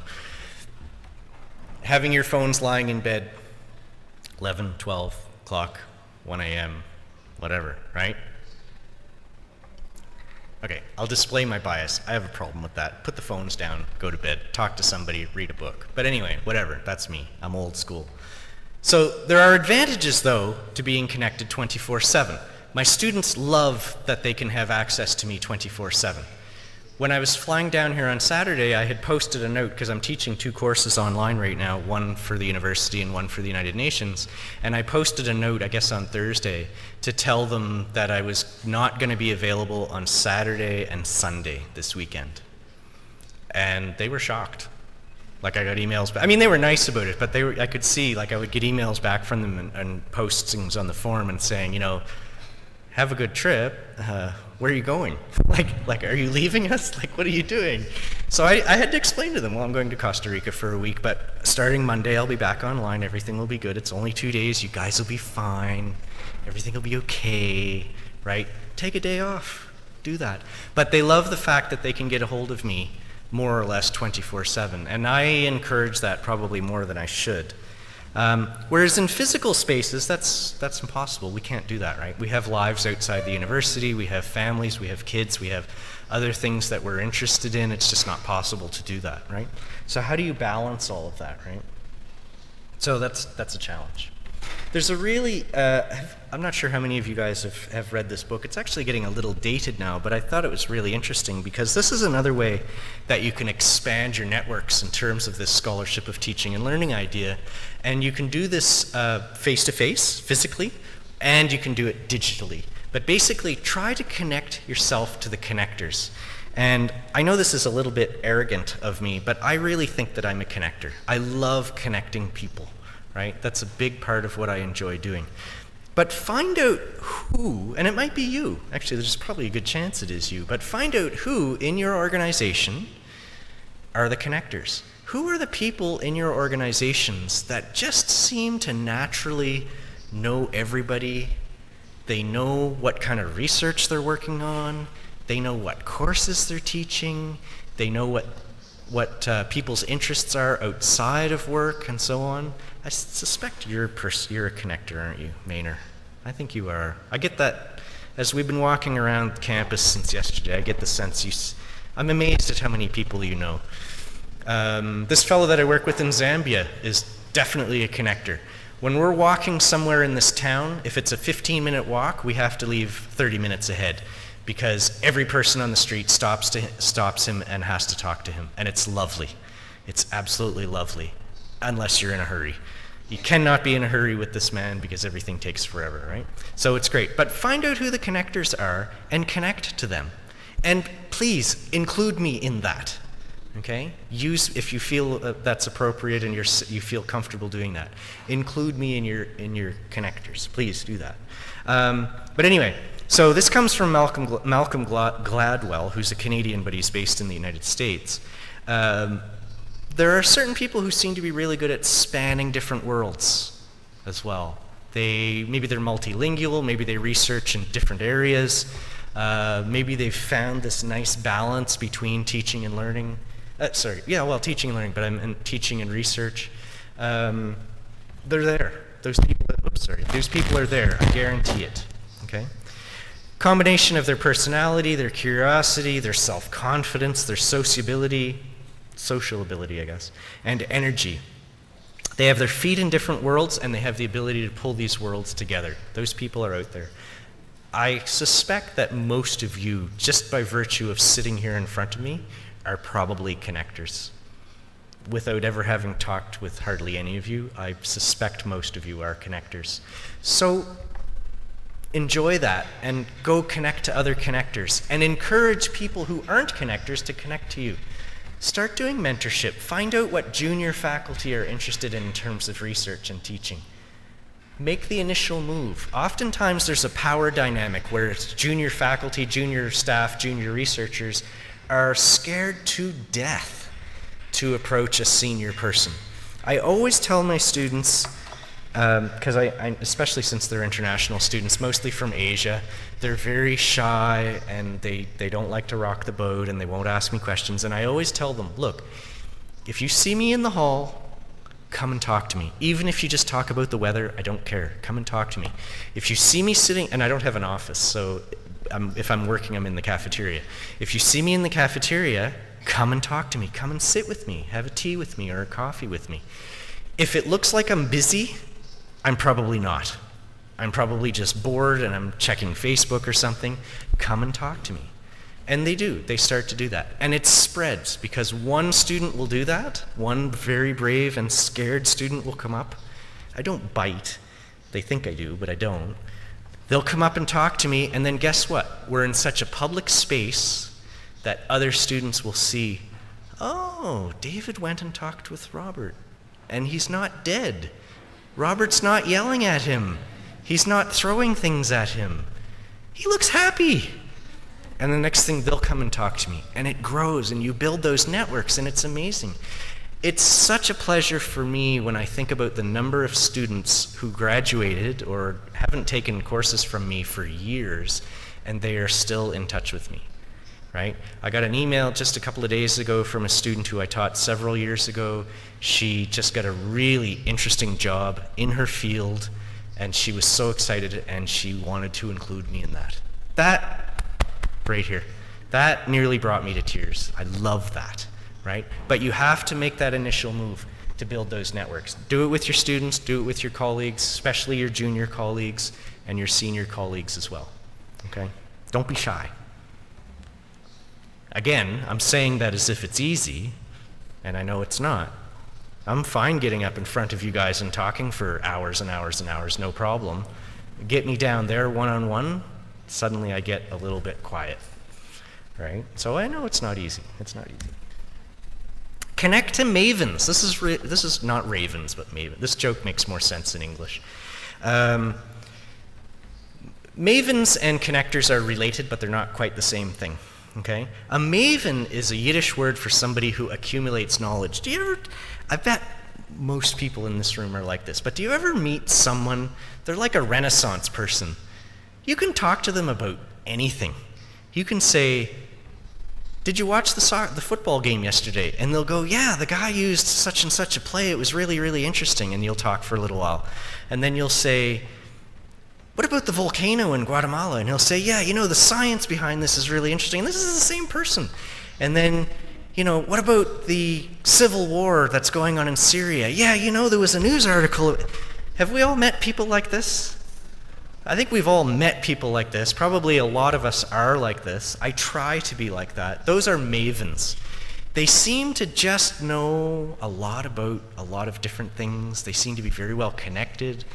They read a lot. They're very aware and so on. Connect to those people. Find out what their interests are. Find out how their interests connect to your own interests and build your networks, including those people and around those people. And then you can use that as part of your scholarship of teaching and learning. You can build research projects around that. You can improve your teaching around that. And it's really, really powerful. Okay. I'm going to give you some really specific examples of things you can do. Some of this stuff you're probably already doing. This will just be a little bit more organized. But things that you can do to be a digital scholar and living your life, living your on life. This is a book out of South Africa. Again, I recommend it. Can't remember what year. Oh, 2015. I knew it wasn't that long ago. Goodyear, and I think that's pronounced Zernowitz. Academics Online Presence, a 4-step guide to taking control of your visibility. This is the third edition. It's out of South Africa. These authors are at UNISA, which is one of the largest online institutions in the world. University of South Africa. It's a fantastic institution. Highly recommend that book, and it's free.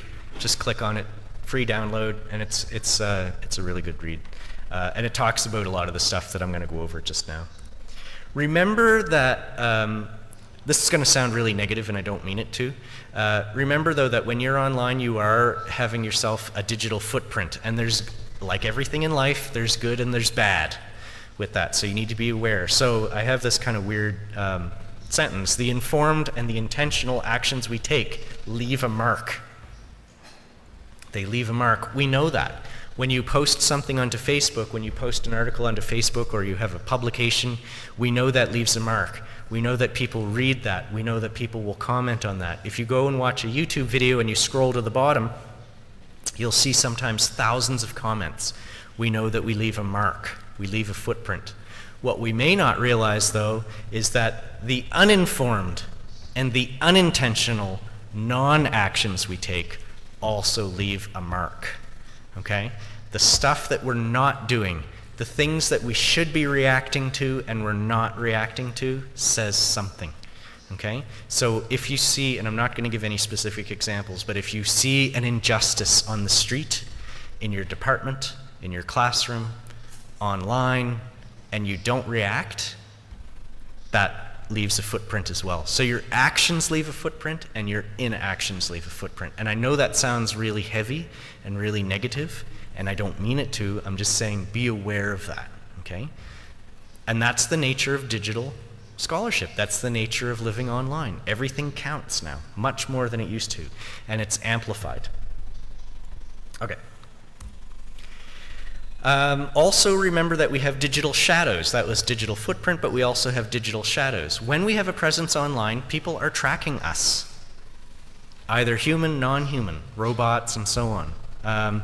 It's actually quite frightening. Some of the privacy rules that I'm starting to see coming out of the United States and Europe are actually, some of them are good, some of them are quite frightening. If you were following the news a few months ago about Facebook and, what was the name of that company? They were actually Cambridge Analytica, and then there was a third company which has since folded, which was actually based in Victoria, which is where I teach. And I don't know if you were following that story very closely, but basically they trolled data from Facebook, and what they did was completely legal. No one ever said that they did anything illegal. It was completely legal what they did, but it was also completely unethical.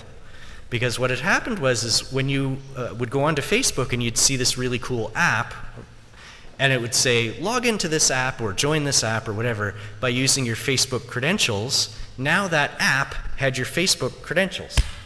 And Cambridge Analytica, because of the way the law worked and because of the way the policies were set up, they were able to create their own app, suck everyone's data from Facebook because people were logging in from Facebook, and now they have all your personal data. And then they were able to use that to make political decisions in the Brexit referendum 2 years ago, I guess, and also during the last US presidential election. Totally legal. Legal, not illegal. It was legal. They didn't do anything legally wrong. Ethically, very bad. Legally, no problem. Facebook has said that they've since changed their privacy guidelines, so that shouldn't happen anymore, but they've lost a lot of trust. I don't know how far that's going to get pushed. There was another example, actually, oops, sorry, I keep doing that. I apologize for that. There was another example that happened at the conference where I met Maynard last October in Toronto. One of the keynotes was a guy from England. I guess he was the president or the CEO of FutureLearn. Has anybody heard of FutureLearn? No? So FutureLearn is a private company that was created to do MOOCs, massively open online courses. And what they did is they developed a partnership with the Open University of the UK, which is one of the largest open universities in the world, and a partnership with the BBC. The man started his presentation, this was the keynote address, by saying, Through our partnership with the Open University of the UK, we were able to get all of the personal student data from every student that's been at the Open University of the UK, I think they said for the last 30 years. And we were able to use that to populate our own database. And then he moved on and started talking about how they were developing courses. And I was sitting there going, wait, stop, wait. Did you just say that the Open University of the UK gave you 30 years of student data? I didn't say this to him, it's a keynote address, you're not supposed to interrupt, but I was thinking that. Again, my inaction, I should have acted.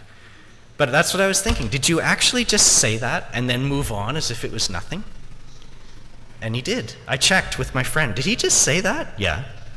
Did he say they got ethical approval? No. Did he pay for it? No. Was there anything in the Open University contract that said that while you're applying for a program in 1977, it might be used 30 years later, your data might be used 30 years later? Was there anything in there? No. I kind of have a problem with this. No one in the room reacted. No one. Just, yeah, 30 years of student data. We're talking about probably 200,000 students. All of their data points. We're talking about millions and millions and millions of data points. No question about whether it was ethical or even legal. So just remember that you are leaving a digital shadow. Be careful. Again, I know I'm being very heavy and I'm sounding very negative. I don't want you to, throw your laptop and your phone away and go live in a cave. Don't do that. Don't wear a tinfoil hat, right? Don't go crazy. But just be aware that we're all in this together, and some people don't always have your best interests at heart. So just be aware of that. And I hope no one goes home and loses sleep over that, because that's not my intent. Anyway, okay. So a couple of really practical things. Some of this, some of you are doing this, some of you are doing some of this, probably none of you are doing all of this. LinkedIn. How many of you are on LinkedIn? Excellent. LinkedIn, honestly, it's not as good as it used to be. It started out as a social media to try and build networks so that people could get jobs. I actually find that part of it doesn't work very well. But the idea of building networks of like-minded people, of people who are interested in the same sorts of things, actually it works pretty good. So if you're not on LinkedIn, I recommend you check it out. It's pretty good. Because I maintain quite a nice network in there. And by all means, if you are on LinkedIn and you want to link to me, please do so. I strongly encourage that. So that's one thing that you could do to start building your scholarship of teaching and learning network. Okay. Okay. Twitter. How many of you are on Twitter? Ah, thought so. Okay. I'm not even going to bother asking the next question. The next question was going to be, how many of you are on Twitter personally and how many of you are on Twitter professionally? But only about 4 people raised their hands, so I'm not going to ask. I have to admit I have a love-hate relationship with Twitter. I'm on Twitter. I post like once a year or something. Not very often at all. I need to be more active because Twitter can be a very powerful tool when used correctly. The complaint I hear about Twitter often, and I'm guilty of this complaint too, is that some scholars say that Twitter doesn't work for them, and in a way that's sort of like walking into a library and saying, like expecting the books to find you and expecting the information to find you. You have to be, for Twitter to work for you, you have to be an active user. You have to be posting things. You have to be posting articles, photographs, and so on.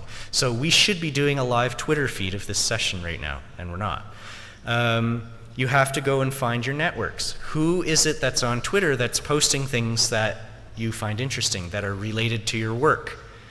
Either your research work or your teaching work or a combination of that. I guarantee those people are out there. And if you get in there, it won't take you very long to find them. Twitter has a very bad reputation now, of course, because the only time we ever hear about Twitter is, with the Britney Spears of the world and the Donald Trumps of the world. It always seems to be negative, negative, negative, negative, but it doesn't have to be. Okay? It can be a very positive environment, but you have to be active. It won't happen naturally. Okay? So using Twitter as a scholar, as I said, requires effort, dedication. You have to be very careful about who you follow. you know, what is it like? Even though the person is an educational researcher, they may not be posting stuff about educational research. So you need to actually look at their tweets to see what it is that they're posting, okay? But you also have to be willing to deal with what we call noise, because there's a lot of noise in Twitter, right? There's a lot of things that you're not interested in, things that you probably don't want to see, and so on, and you just have to deal with it. And again, it's not easy. Facebook, probably no surprises there, but how many of you use, I think I already asked how many of you are on Facebook, and there's quite a few of you. How many of you use Facebook professionally, like for your research or your teaching? Let me see again. Yeah, that's good, that's good. I kind of have mixed feelings about this, so most of my Facebook use is personal, but I do use it professionally. I'll post articles there, I'll post interesting things that I've found in my field, and so on. I encourage former students, not current students, but former students to join me on Facebook if they like. So I have quite a few former students, and we'll interact scholarly all the time. The way I do it, and this is just a personal thing, current students and former students, if they want to contact me on LinkedIn, that's fine. They can do it right away. If they want to connect with me on Facebook, they can't be a current student. They have to have finished their program, and I'll accept any former student if they ask to connect after they've ceased being my student. I will always say yes, and so it's a great way to stay in touch with them. Sorry? Why? Again, it's personal, but it's because in my Facebook I post some things that I don't want current students to see, like pictures of Maynard and I splashing around in a waterfall on Sunday. Basically, that's why. Whereas when they cease to be students, that doesn't bother me as much, right? Good question, though. Yeah, but that's just my personal decision. You know, you would decide for yourself how you'd want to do that. But anyway, Facebook is a very powerful tool. It's still like the 4th largest community in the world, right? There's China, India, Russia or Indonesia, I can't remember which is next. And then I think it's Facebook and the United States. It's the 4th largest community in the world. So if you can tap that as a resource, as a scholar, that's an amazing potential. Obviously, you're not going to reach 4 billion people, but you certainly will reach more people than in a regular academic journal, right? So Facebook, used correctly, can be great. The problem with it, of course, is like everything else, that line between your personal and your professional life is going to get a little bit blurry. And so depending on your comfort zone, you're going to have to be careful with that, okay? I am getting more comfortable with that. A few years ago, I wouldn't have allowed any students, former or current, to join me on Facebook. I just wasn't comfortable having them see pictures of me swimming around. I'm a little bit more comfortable with it now, just because I'm a little bit more used to it. So you need to decide what your comfort zone is, and don't make that decision on your own. Talk to your colleagues in this room. Do you use Facebook? Ask them, do you use Facebook? Do you allow former students on your Facebook? Do you allow your professional colleagues on your Facebook? In Canada, there's lots of people who will not allow their colleagues, their work colleagues, on their Facebook. I know lots. In fact, I was one for years. I wouldn't do it. You want to be connected to me? We're working together? LinkedIn, that's where you'll find me. Facebook, that's for family and friends only. That's not true anymore, okay? So don't make that decision on your own. Talk to your colleagues. Have that conversation and see where you want to go with that, okay? And that decision will be different for everybody, okay? Okay, blogs. How many people here have a blog? I know blogs are getting kind of old. You do? Yeah, a couple of you. I know they're getting a little bit old, but I still think that they're powerful tools. They're easy to update, and you can try stuff. That's one thing I like about a blog, because my research, probably this is true for you too, a lot of my research is in different stages of completeness, and sometimes I'm not quite sure where I want it to go. And so sometimes I'll put stuff on a blog or on my website or on Facebook and invite feedback, and sometimes, actually frequently, people will go, you know, Rob, what you're doing is interesting, but have you thought of taking it in that direction instead? or maybe expanding your intercultural research to include that group, or maybe going the other way, instead of trying to look at intercultural research that includes language, culture, food, gender, instead of doing all of that in a single research project, maybe you should chop it up and see what that's like. So I always get really good feedback that way, because sometimes, honestly, I'm not sure where my research is going until I get there. And so probably most of you are like that as well. And blogs are a really good tool for that, because you'll get feedback through the comments and through email and so on about what they think. The tool that I use for, there's a million tools out there for blogging, but the one that I use is WordPress. It works pretty good. I wanted to give a little plug for Paul. This is how he does his, because the other nice thing about blogs is if you use it through Blogger, which is the Google product, then you can get Google Analytics, and you can see who's checking out your blog, how long they're staying on your blog, which articles they're reading, where they're from. Depending on how it's set up, sometimes you can have their name so you can know what institution they're from. Google Statistics is great if you're into things like learning analytics and that sort of stuff. So there's a lot of really interesting things about that. And then, of course, if you look at this slide, oftentimes this stuff is connected through Google Scholar. So one thing, particularly for the researchers in the room, that I highly recommend if you're not already doing this is Google yourself, and then save that Google search through Google Scholar. Save that search, and then you can see when people are reading your articles, you can see when people are referencing your articles, and then that's really important. So you can see how many times in a year somebody has written an article and put in a reference to one of your articles. And that's really, really powerful, because when you come time to come up for a promotion or maybe a different job, maybe you're applying for a different job, you can present that and say, I wrote this article and 100 people last year referenced this article in their articles. And that's actually a really powerful tool. So I highly recommend that. And you can connect all that to your regular articles as well as your blogs and so on. You can't really connect it to Facebook, unfortunately, but blogs you can. There's also something called SlideShare, which I haven't used, but I'm going to start using soon. When I do these types of I haven't used it because I don't do tons of these presentations, but I'm doing more and more now. So I'm going to start posting like these presentations to SlideShare. Then it becomes open access, and people can look at it. And of course, your name is still attached to it, so they can still reference it. It's like a publication, except it's not a written article. It's your presentation, right? So you can post anything up there, guest lectures that you're doing, regular teaching that you're doing, just things that you would like to have circulated and have people know about. Because it's a problem, it used to be in scholarly environments, the only way people could get to know you is through your research, because you're only teaching to students, it's only a few people. But now there's so much more that you can do. Okay.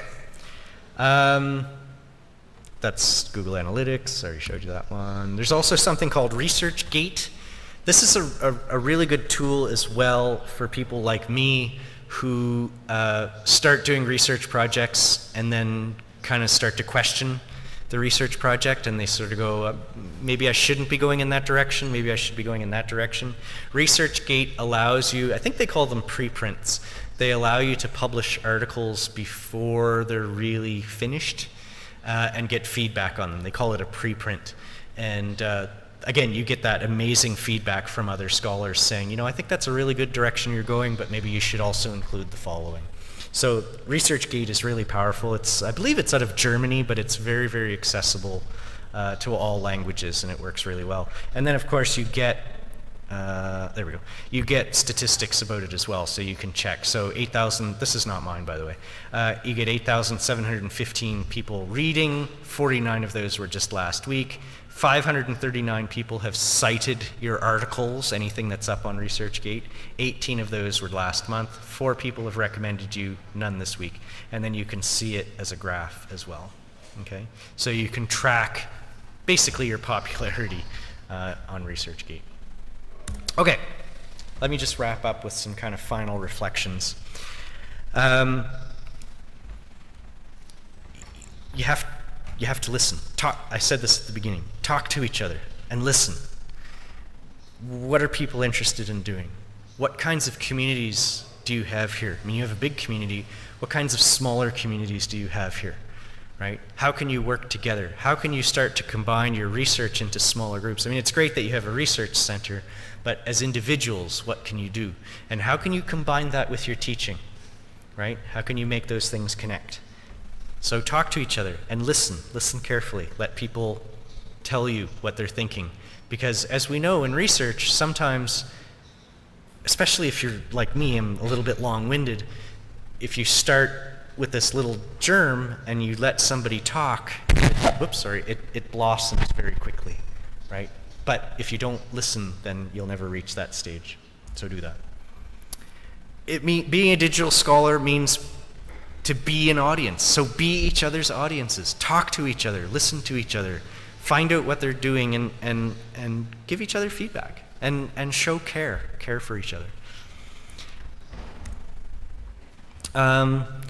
Remember that because everything is online now, things get amplified quickly, okay? And sometimes we're not ready to deal with that. But be prepared. Be ready for that. Be open to that. Be open to sharing. Be open to the criticism. Be open to the criticism.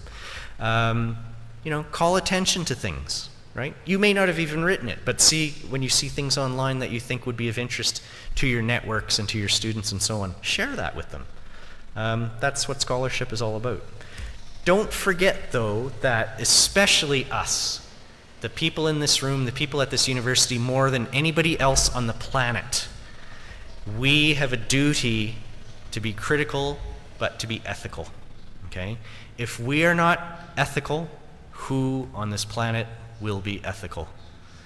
You know, I always say this to my students and to my colleagues at the university when we get into really uncomfortable discussions, and inevitably someone will say, we shouldn't be talking about this.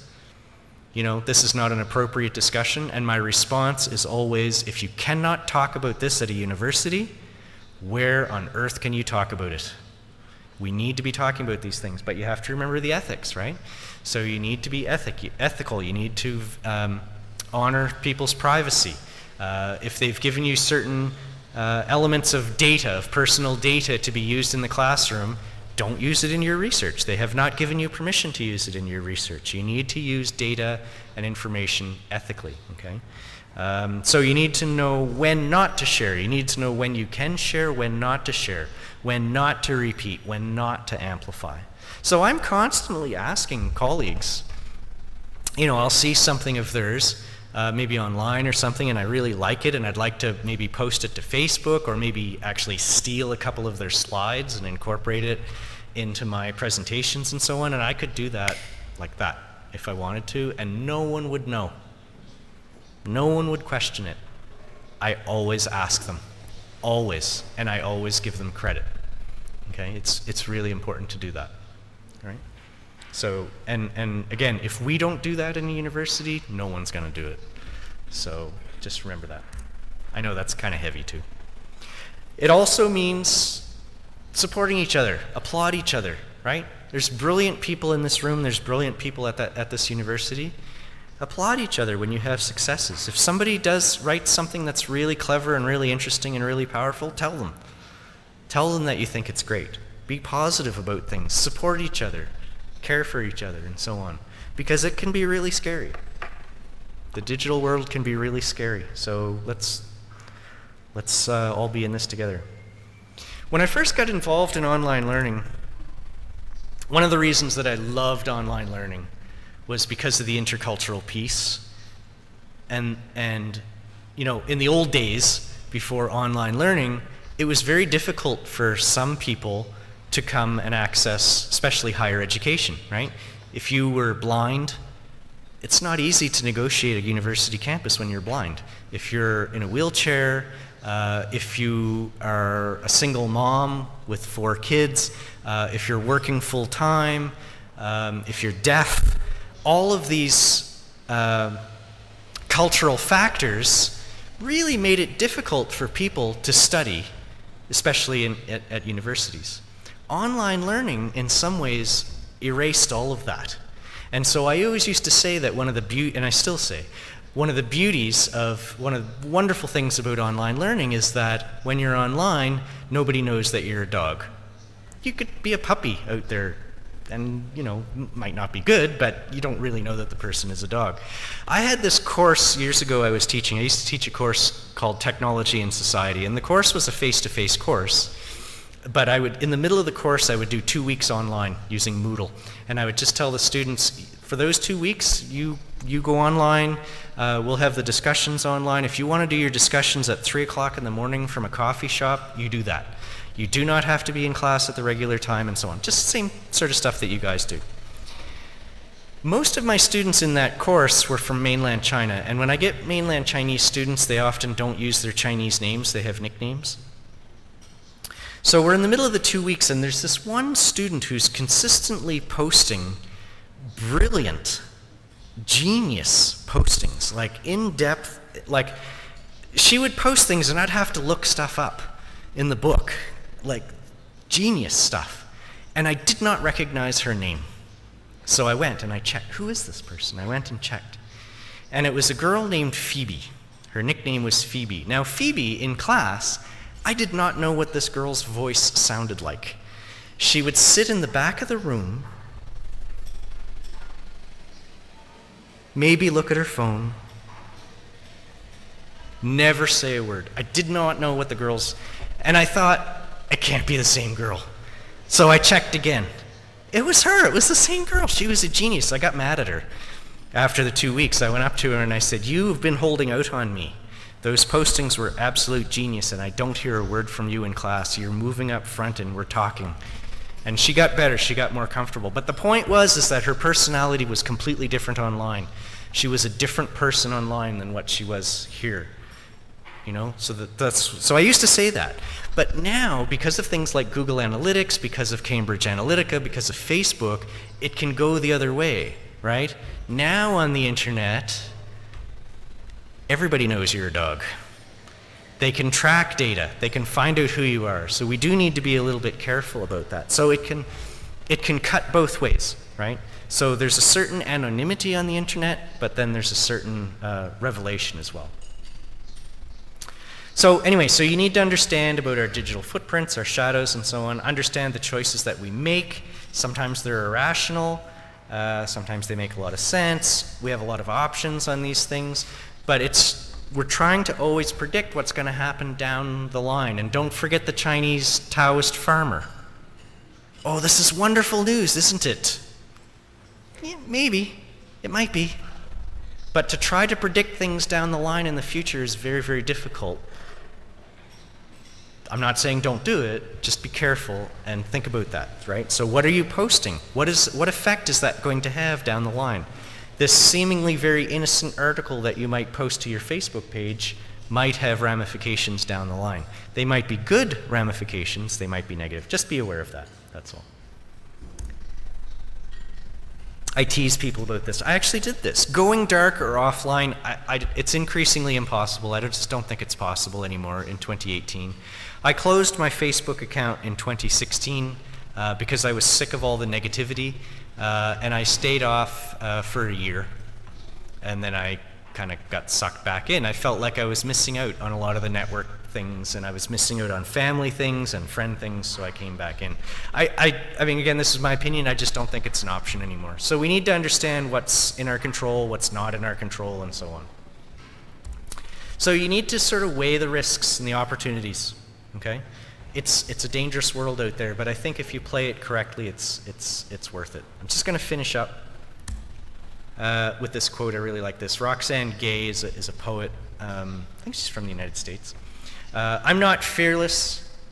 I'm terrified, but I write anyway. I pretend no one's going to read my words, and I try to make sense of this world that's so breathtaking and beautiful and complicated and hideous. I love that quote.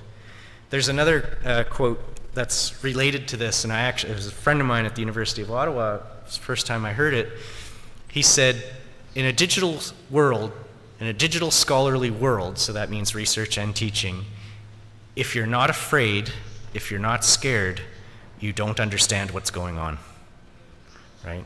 So again, I know that sounds really negative, but don't forget, wherever there's danger and wherever there's conflict and wherever there's tension, there's also opportunities.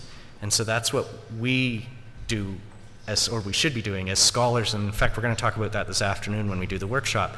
What are those opportunities as scholarship of teaching and learning professionals and as digital scholars? What are those opportunities for us? How can we do this together as a team? What are our individual roles and responsibilities? And what do we think, or what do we hope the outcomes are going to be? I'm going to end there. Questions? Oh, thank you.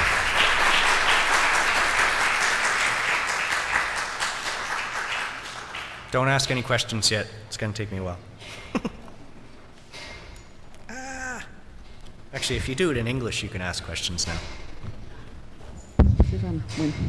Oh, yes, and we have a microphone somewhere. Yes, please. Bueno, muchas gracias al doctor Aucón por su conferencia. ¿Alguna pregunta para pasarles el micrófono?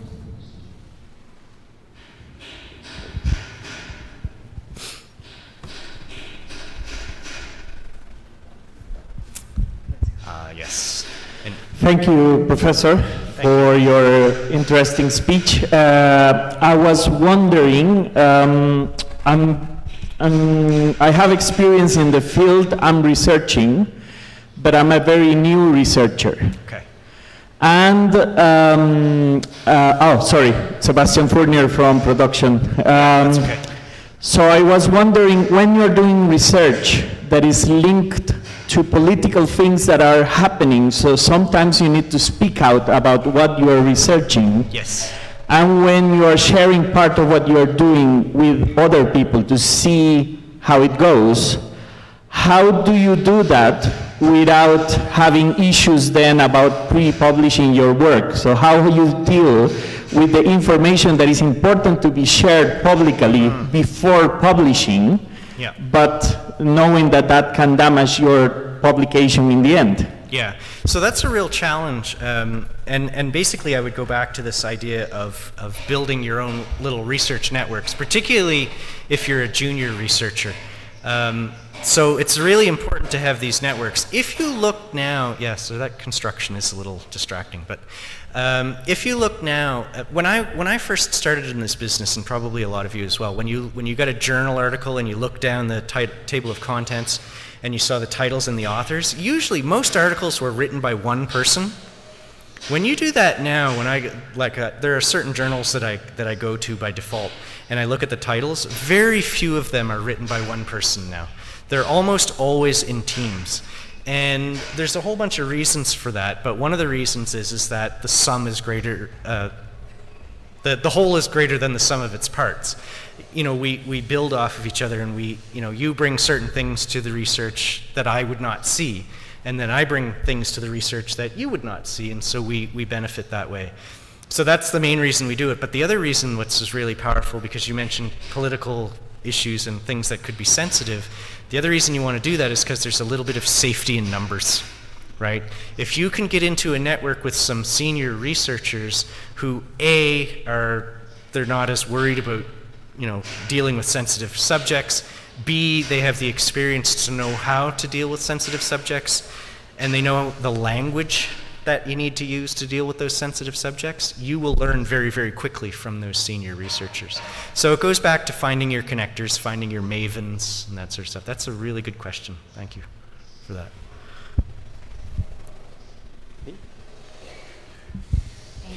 Good morning. Thank you. Don't speak English. Entonces hablaré en español.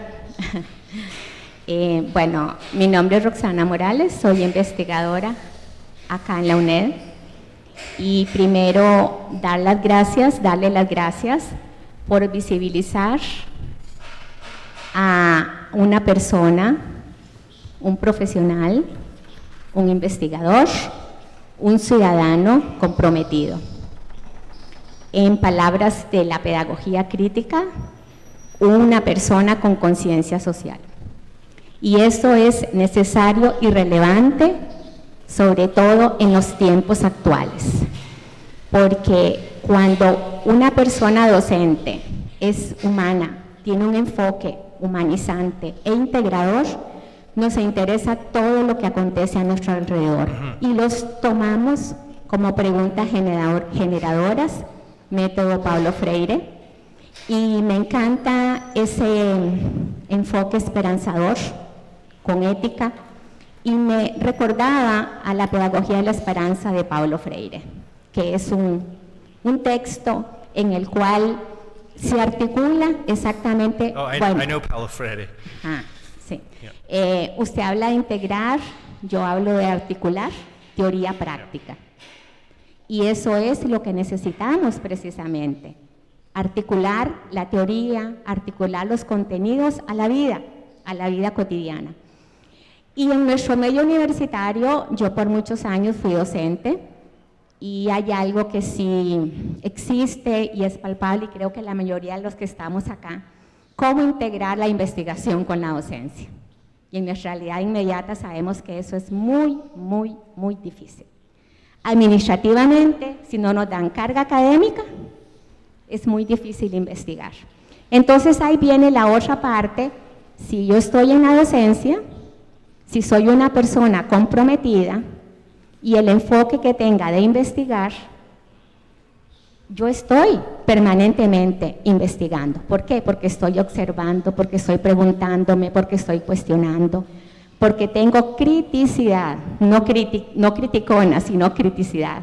Y allí es donde los modelos didácticos que tengamos como docente, también estamos enseñando y aprendiendo a nuestro estudiantado.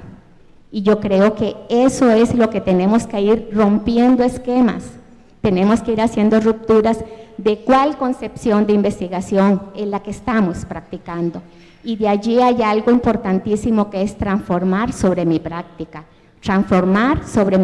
educativa, profesional, el quehacer académico en general. Muchas gracias. Thank you very much.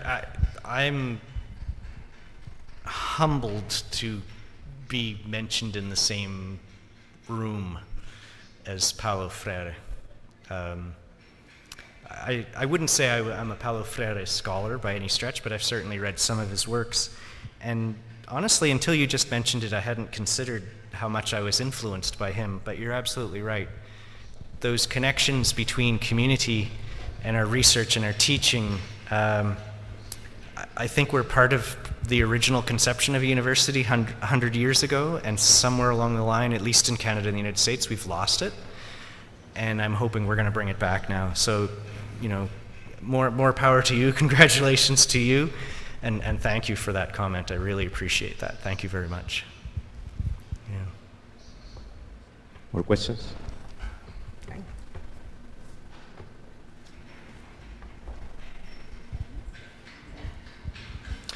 By the way, I know. Whoops, sorry, I keep doing that. I know people are a little bit shy, and you're tired, and it's hot, and you probably want to go, and I don't know. That's okay. For those of you coming back for the workshop, there'll be more time to talk.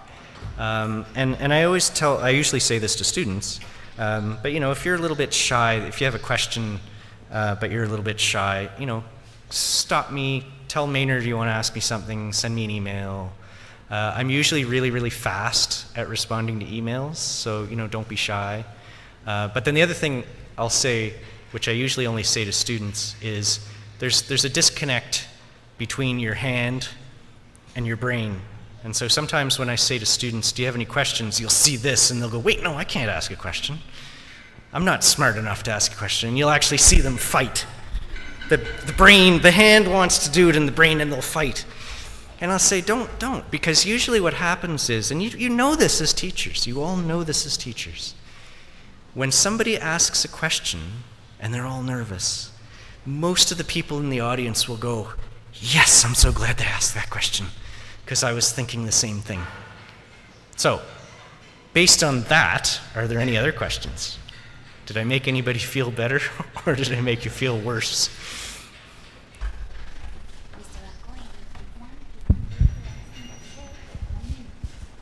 Okay, I think there's going to be one more question. Thank you for your talk. I'm going to ask you in Spanish. Okay. Nosotros, bueno, formamos parte de una cátedra de matemática aquí en la Universidad Estatal a Distancia. Usted mencionó anteriormente que daba clases de matemática y física, entendí. ¿Cuál fue su experiencia o qué, digamos, qué consejo le daría a los profesores de matemática de esta universidad para apoyarse, digamos, en las tecnologías y todo lo que usted ha conversado con nosotros hoy? Mm-hmm. Yeah, that's a really good question. It's a real challenge. In fact, we were just talking about that yesterday at lunch. What's most important, so there's a couple of pieces to this. From a pedagogical point of view, what's most important is that you use a variety of tools. So I teach many courses online for a couple of different institutions, and what I'm always trying to do is use a variety of tools, a variety of activities, and a variety of assessments. And I do that for a number of reasons. Number one, just so my students don't get bored.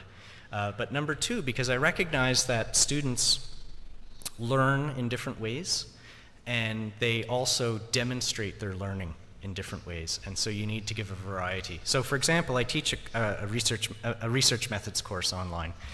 It's a 4th-year course, and part of the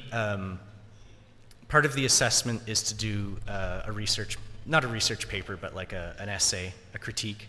And part of it is to do, there's a final exam, which is online, and then part of it is to do a presentation. And invariably, I will get students saying, you know, I'm fine at doing the presentation, I'm fine at doing the paper, but I don't really do well on the exam. I'm not comfortable with doing exams. But then I'll get other students who say, just why can't this course be 100% exam? Because they all have different ways of learning and they all have different ways of demonstrating their learning. So use a variety of tools. Use the ones that you're comfortable with. Figure out what your colleagues are using as well and try and connect in with them. And see what your students are doing. Check with them. I mean, you may have noticed this with your students as well recently. I've noticed it. My students really aren't using email very much anymore. In fact, the only person they email is me. It's old technology for them. Whereas I still like using email. There's something about it that I really like. So, you know, find out what your community is using. I'm not sure, did I kind of answer your questions? You can follow up if you like. Okay, sure. Yeah.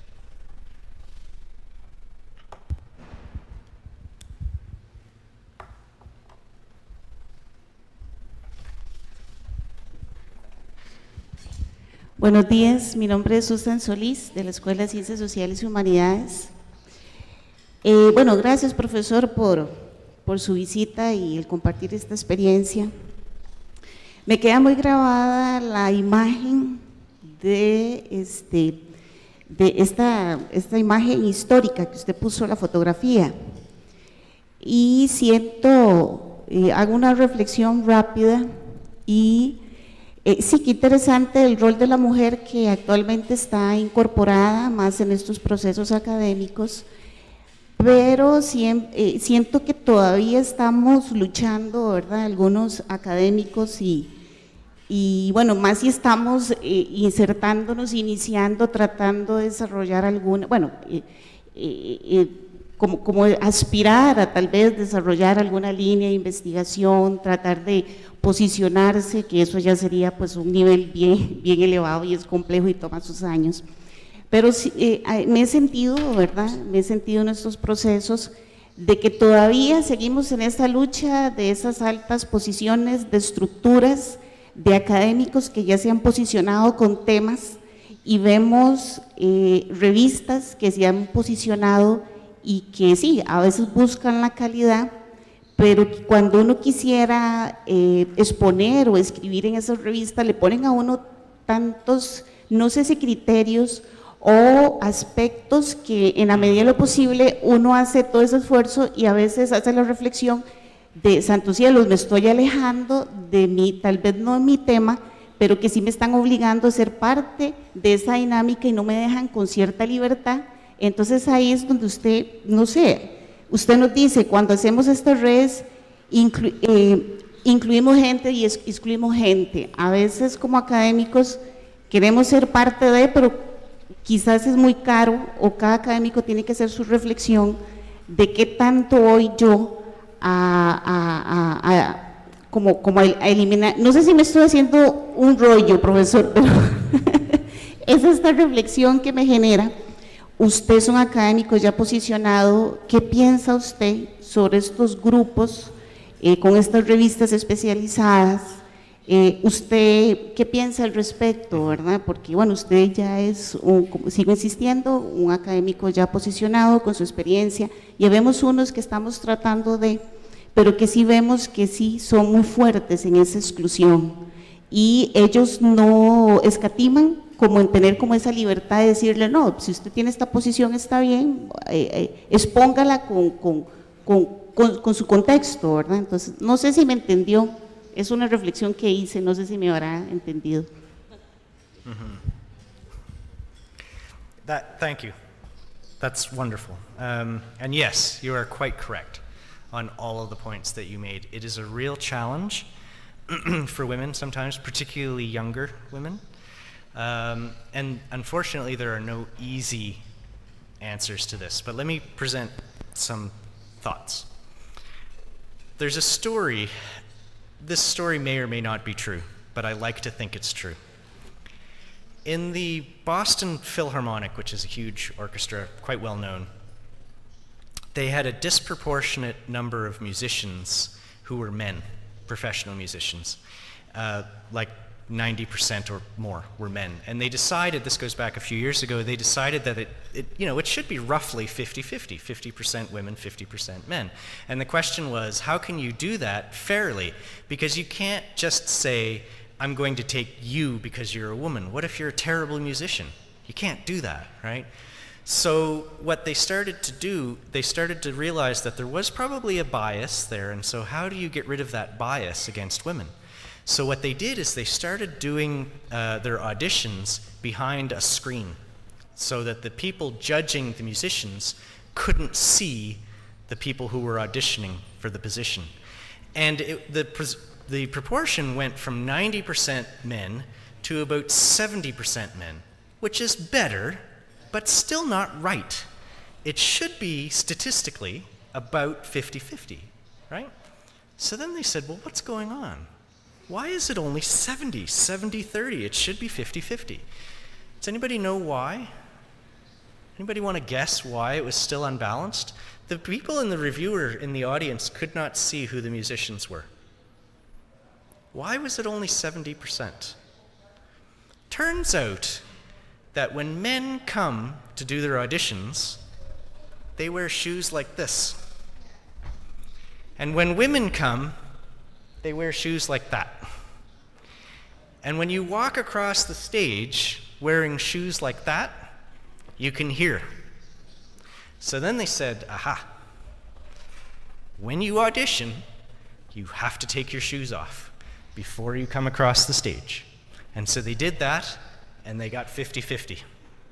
Now, that story may not be true, but I've heard it often enough from different people. I like to believe that it's true. The point is that those biases are so ingrained in our brains. They're part of what I like to call our lizard brain, the part of our brain that goes back 1,000,000 years, the part of our brain that is the same as what a lizard would have. Those types of gender biases are very, very, very old, and they're very ingrained in our brains, in our culture, in all of our social structures.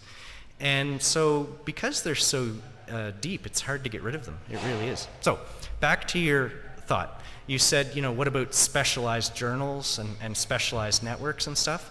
Yes, I would totally encourage you to do that, but perhaps as a short-term measure, because you don't want to be excluding people too much. So if there's, for example, a group of women on campus who can form a woman's only research network, I'm not quite sure what you'd want to call it, or a research group, do that.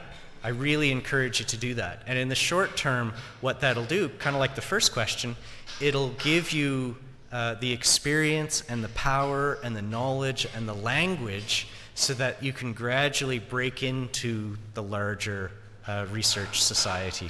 It'll give you the confidence that you can do that. And people will start to recognize it, right? Because as in your group, you'll start to publish in various journals, and then the people who are in positions of power at the university, they will start to recognize that. Again, though, I'll always preface this by saying the same thing. It's not easy, and it's not going to happen overnight, right? So this will take years. You know, I'm sorry, I know that sounds very negative, but to change those types of structures and those attitudes is not easy. That doesn't mean you shouldn't do it. And you know, I'm looking at you, I see a leader. I think you need to be the leader on this, right? What do you think? Say yes? You'll do it? Okay, good. 2 more questions. Quisiera preguntarle sobre un tema que estoy investigando, sobre el papel de las nuevas tecnologías en la educación a distancia. Hay una actitud muy usual entre los tutores y profesores en ver a la educación, las tecnologías como en educación a distancia como lo más novedoso, importante, pero me preocupa cierta ingenuidad que puede haber en esta actitud.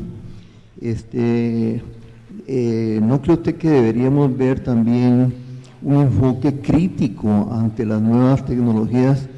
Por ejemplo, lo que está ocurriendo con la brecha digital, ¿verdad? Que un sector muy pequeño tal vez está creciendo muchísimo en el uso de las nuevas tecnologías, más deja a un gran sector de nuestro país, de nuestra sociedad, fuera del alcance de las nuevas tecnologías. Yeah, I agree with you completely. Honestly, I haven't looked at that much from a research perspective.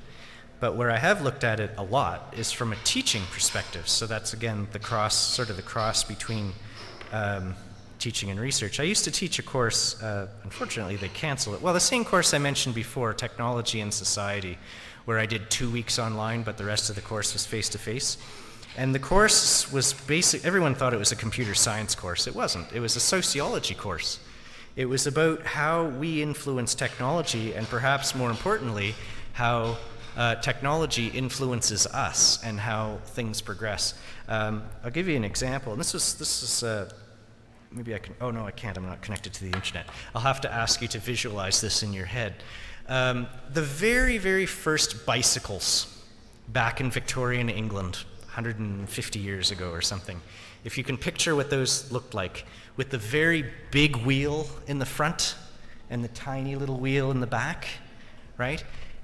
When people today think about bicycles, what they think of is, oh, what an amazing technology. Anybody can afford a bike.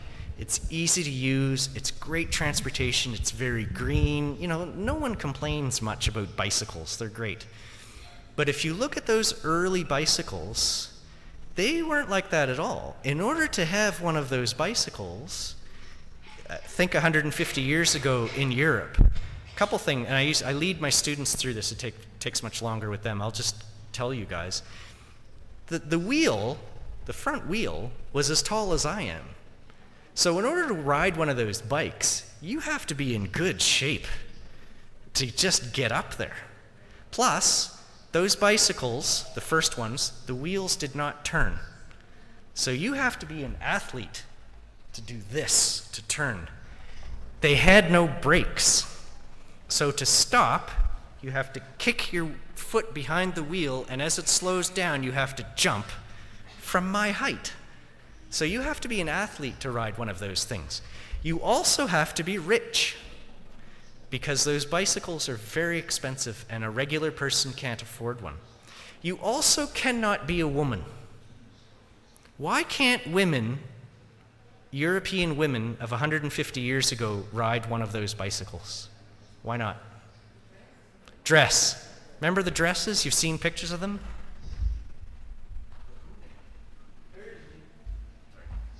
There is no woman, I don't care how good a shape you're in, there is no woman that is getting on one of those bikes wearing one of those dresses. It's physically impossible. So you have to be male, you have to be rich, you have to be in really good shape. It wasn't a technology for the masses at all. It was very elitist at the time, and yet the technology has changed. My point is that it's really important to investigate how we influence the technology. So we influence that technology by saying, hey, why do you have to be, why can't you invent a bicycle that a woman could ride? That seems very unfair. So lo and behold, we have bikes that women can ride now. Why can't you build a bike that's affordable? Why do you have to be rich? So lo and behold, we now have bikes that are reasonably affordable, and so on. So that's a question of society influencing technology, but we also know it goes the other way around, right? Technology, a lot of the technologies we use today, especially the online technologies, influence the way we operate. So when we were all young and we wanted to watch a movie, we'd come into a room like this and we'd sit down and they'd project the movie up there. Now, we all sit in a chair and we watch our movies here. Or here. So the technology has influenced the way we consume media. So it goes both ways. So, sorry, and I actually have forgotten what your question was, but I think it's really important for your research to critically examine those things. One thing you may want to check is if from the sort of theoretical framework perspective, a philosophical framework perspective, is the Frankfurt School of philosophy, which actually goes back to the 1930s. They talked a lot about the public space and how technology could affect the public space. Of course, they were dealing with very old technologies, but you might want to check some of that research out as well. I don't know if I answered your question. If not, please feel free to follow up. Have the last question. Sí, buenas. Para mí, la parte más importante es el problema administrativo, porque creo que aquí en Costa Rica y en América Latina la investigación es elitista, pertenece a un grupo, y cuando en la universidad hay un grupo que se le permite investigar, más bien quieren alejarse de la parte de enseñanza. Usted mencionó un poquito al principio acerca de esa situación, pero resulta que el profesor más bien no se le da espacio, él no quiere dejar de enseñar, y precisamente al enseñar tiene todo el material para la investigación, pero no se, por decirlo en forma muy simple, no se le paga para que investigue y no se le permite que tenga espacio de investigación. Casi tiene que pelear por eso, si es que logra un espacio para eso. ¿Cómo avanzar para que la parte administrativa entienda que no son aspectos desligados, sino que el profesor necesita investigar, que sea una parte, no está dejando la enseñanza, sino que también quiere investigar, y que no se trata de vagancia de no investigar, pero hay que trabajar y debería de tener un espacio para la investigación, no como un regalo, sino como parte realmente de su trabajo, y que no sea tan elitista. Yep. I am so glad you asked that question. Thank you very much for that. So it's interesting because I have exactly the same problem that you described. I like to do research, I enjoy it, but nobody pays me to do it. So I get paid to teach. If I research, it's on my own. I don't get paid for it, so it's a real challenge. Ironically, most faculty members in Canada and the United States are exactly the opposite. They get paid to research, but they don't really get paid to teach, as I was saying at the beginning, and they don't get evaluated on their teaching, so they tend to go totally on the research side, whereas I tend to go totally on the teaching side. Regardless, though, of which direction it goes, it's a problem, and you've articulated that very well. So I think that this scholarship of teaching and learning might actually help to resolve those problems. Again, it's a long-term solution, or maybe a medium-term solution, but I've heard through the grapevine that you have senior university elections coming up in about 18 months or so.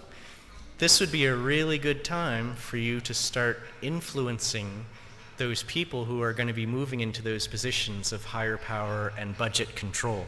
And the way you do that goes back to some of the stuff I said in the lecture. You start talking to the mavens, you start talking to the connectors, and you start building your own networks, and you start using your own teaching and your own research, your own scholarly work, whatever that looks like, to influence those people. So now, see, for me, when I'm doing this stuff, usually I'm trying to influence, as I said, either my students or the person on the street, the person in the coffee shop, so that they can understand. Like, for example, I do a lot of work with refugees because I work for the United Nations High Commission for Refugees. So what I'm trying to do is influence the guy in the coffee shop and convince him that it's okay.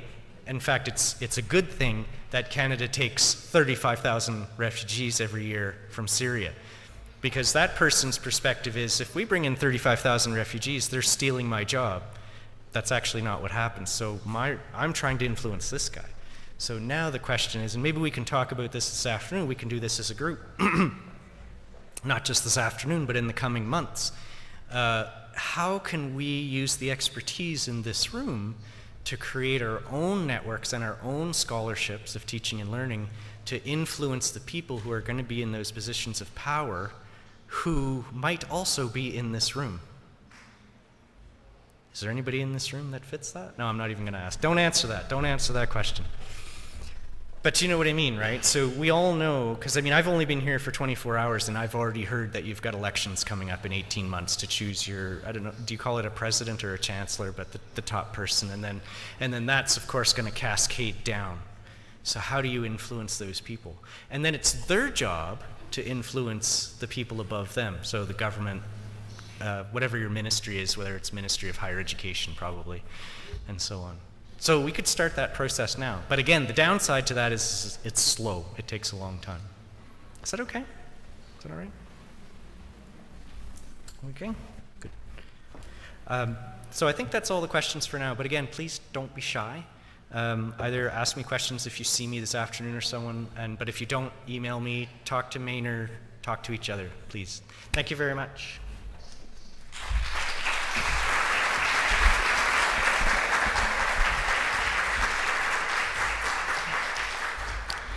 Gracias al doctor Aucoin por su conferencia y en agradecimiento le entregamos un obsequio por compartir con nosotros de sus conocimientos y experiencia.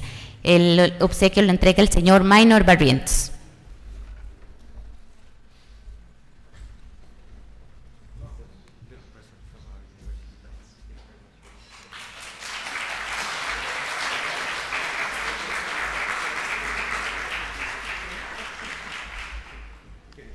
Muchas gracias y en este momento les van a dar algunas indicaciones.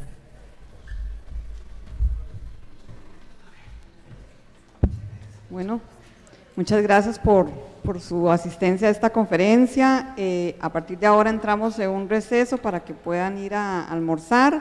A la 1 estamos de regreso para la parte del taller de 1 a 5 aproximadamente. Los que no han firmado la hoja de asistencia, por favor nos indican para que por favor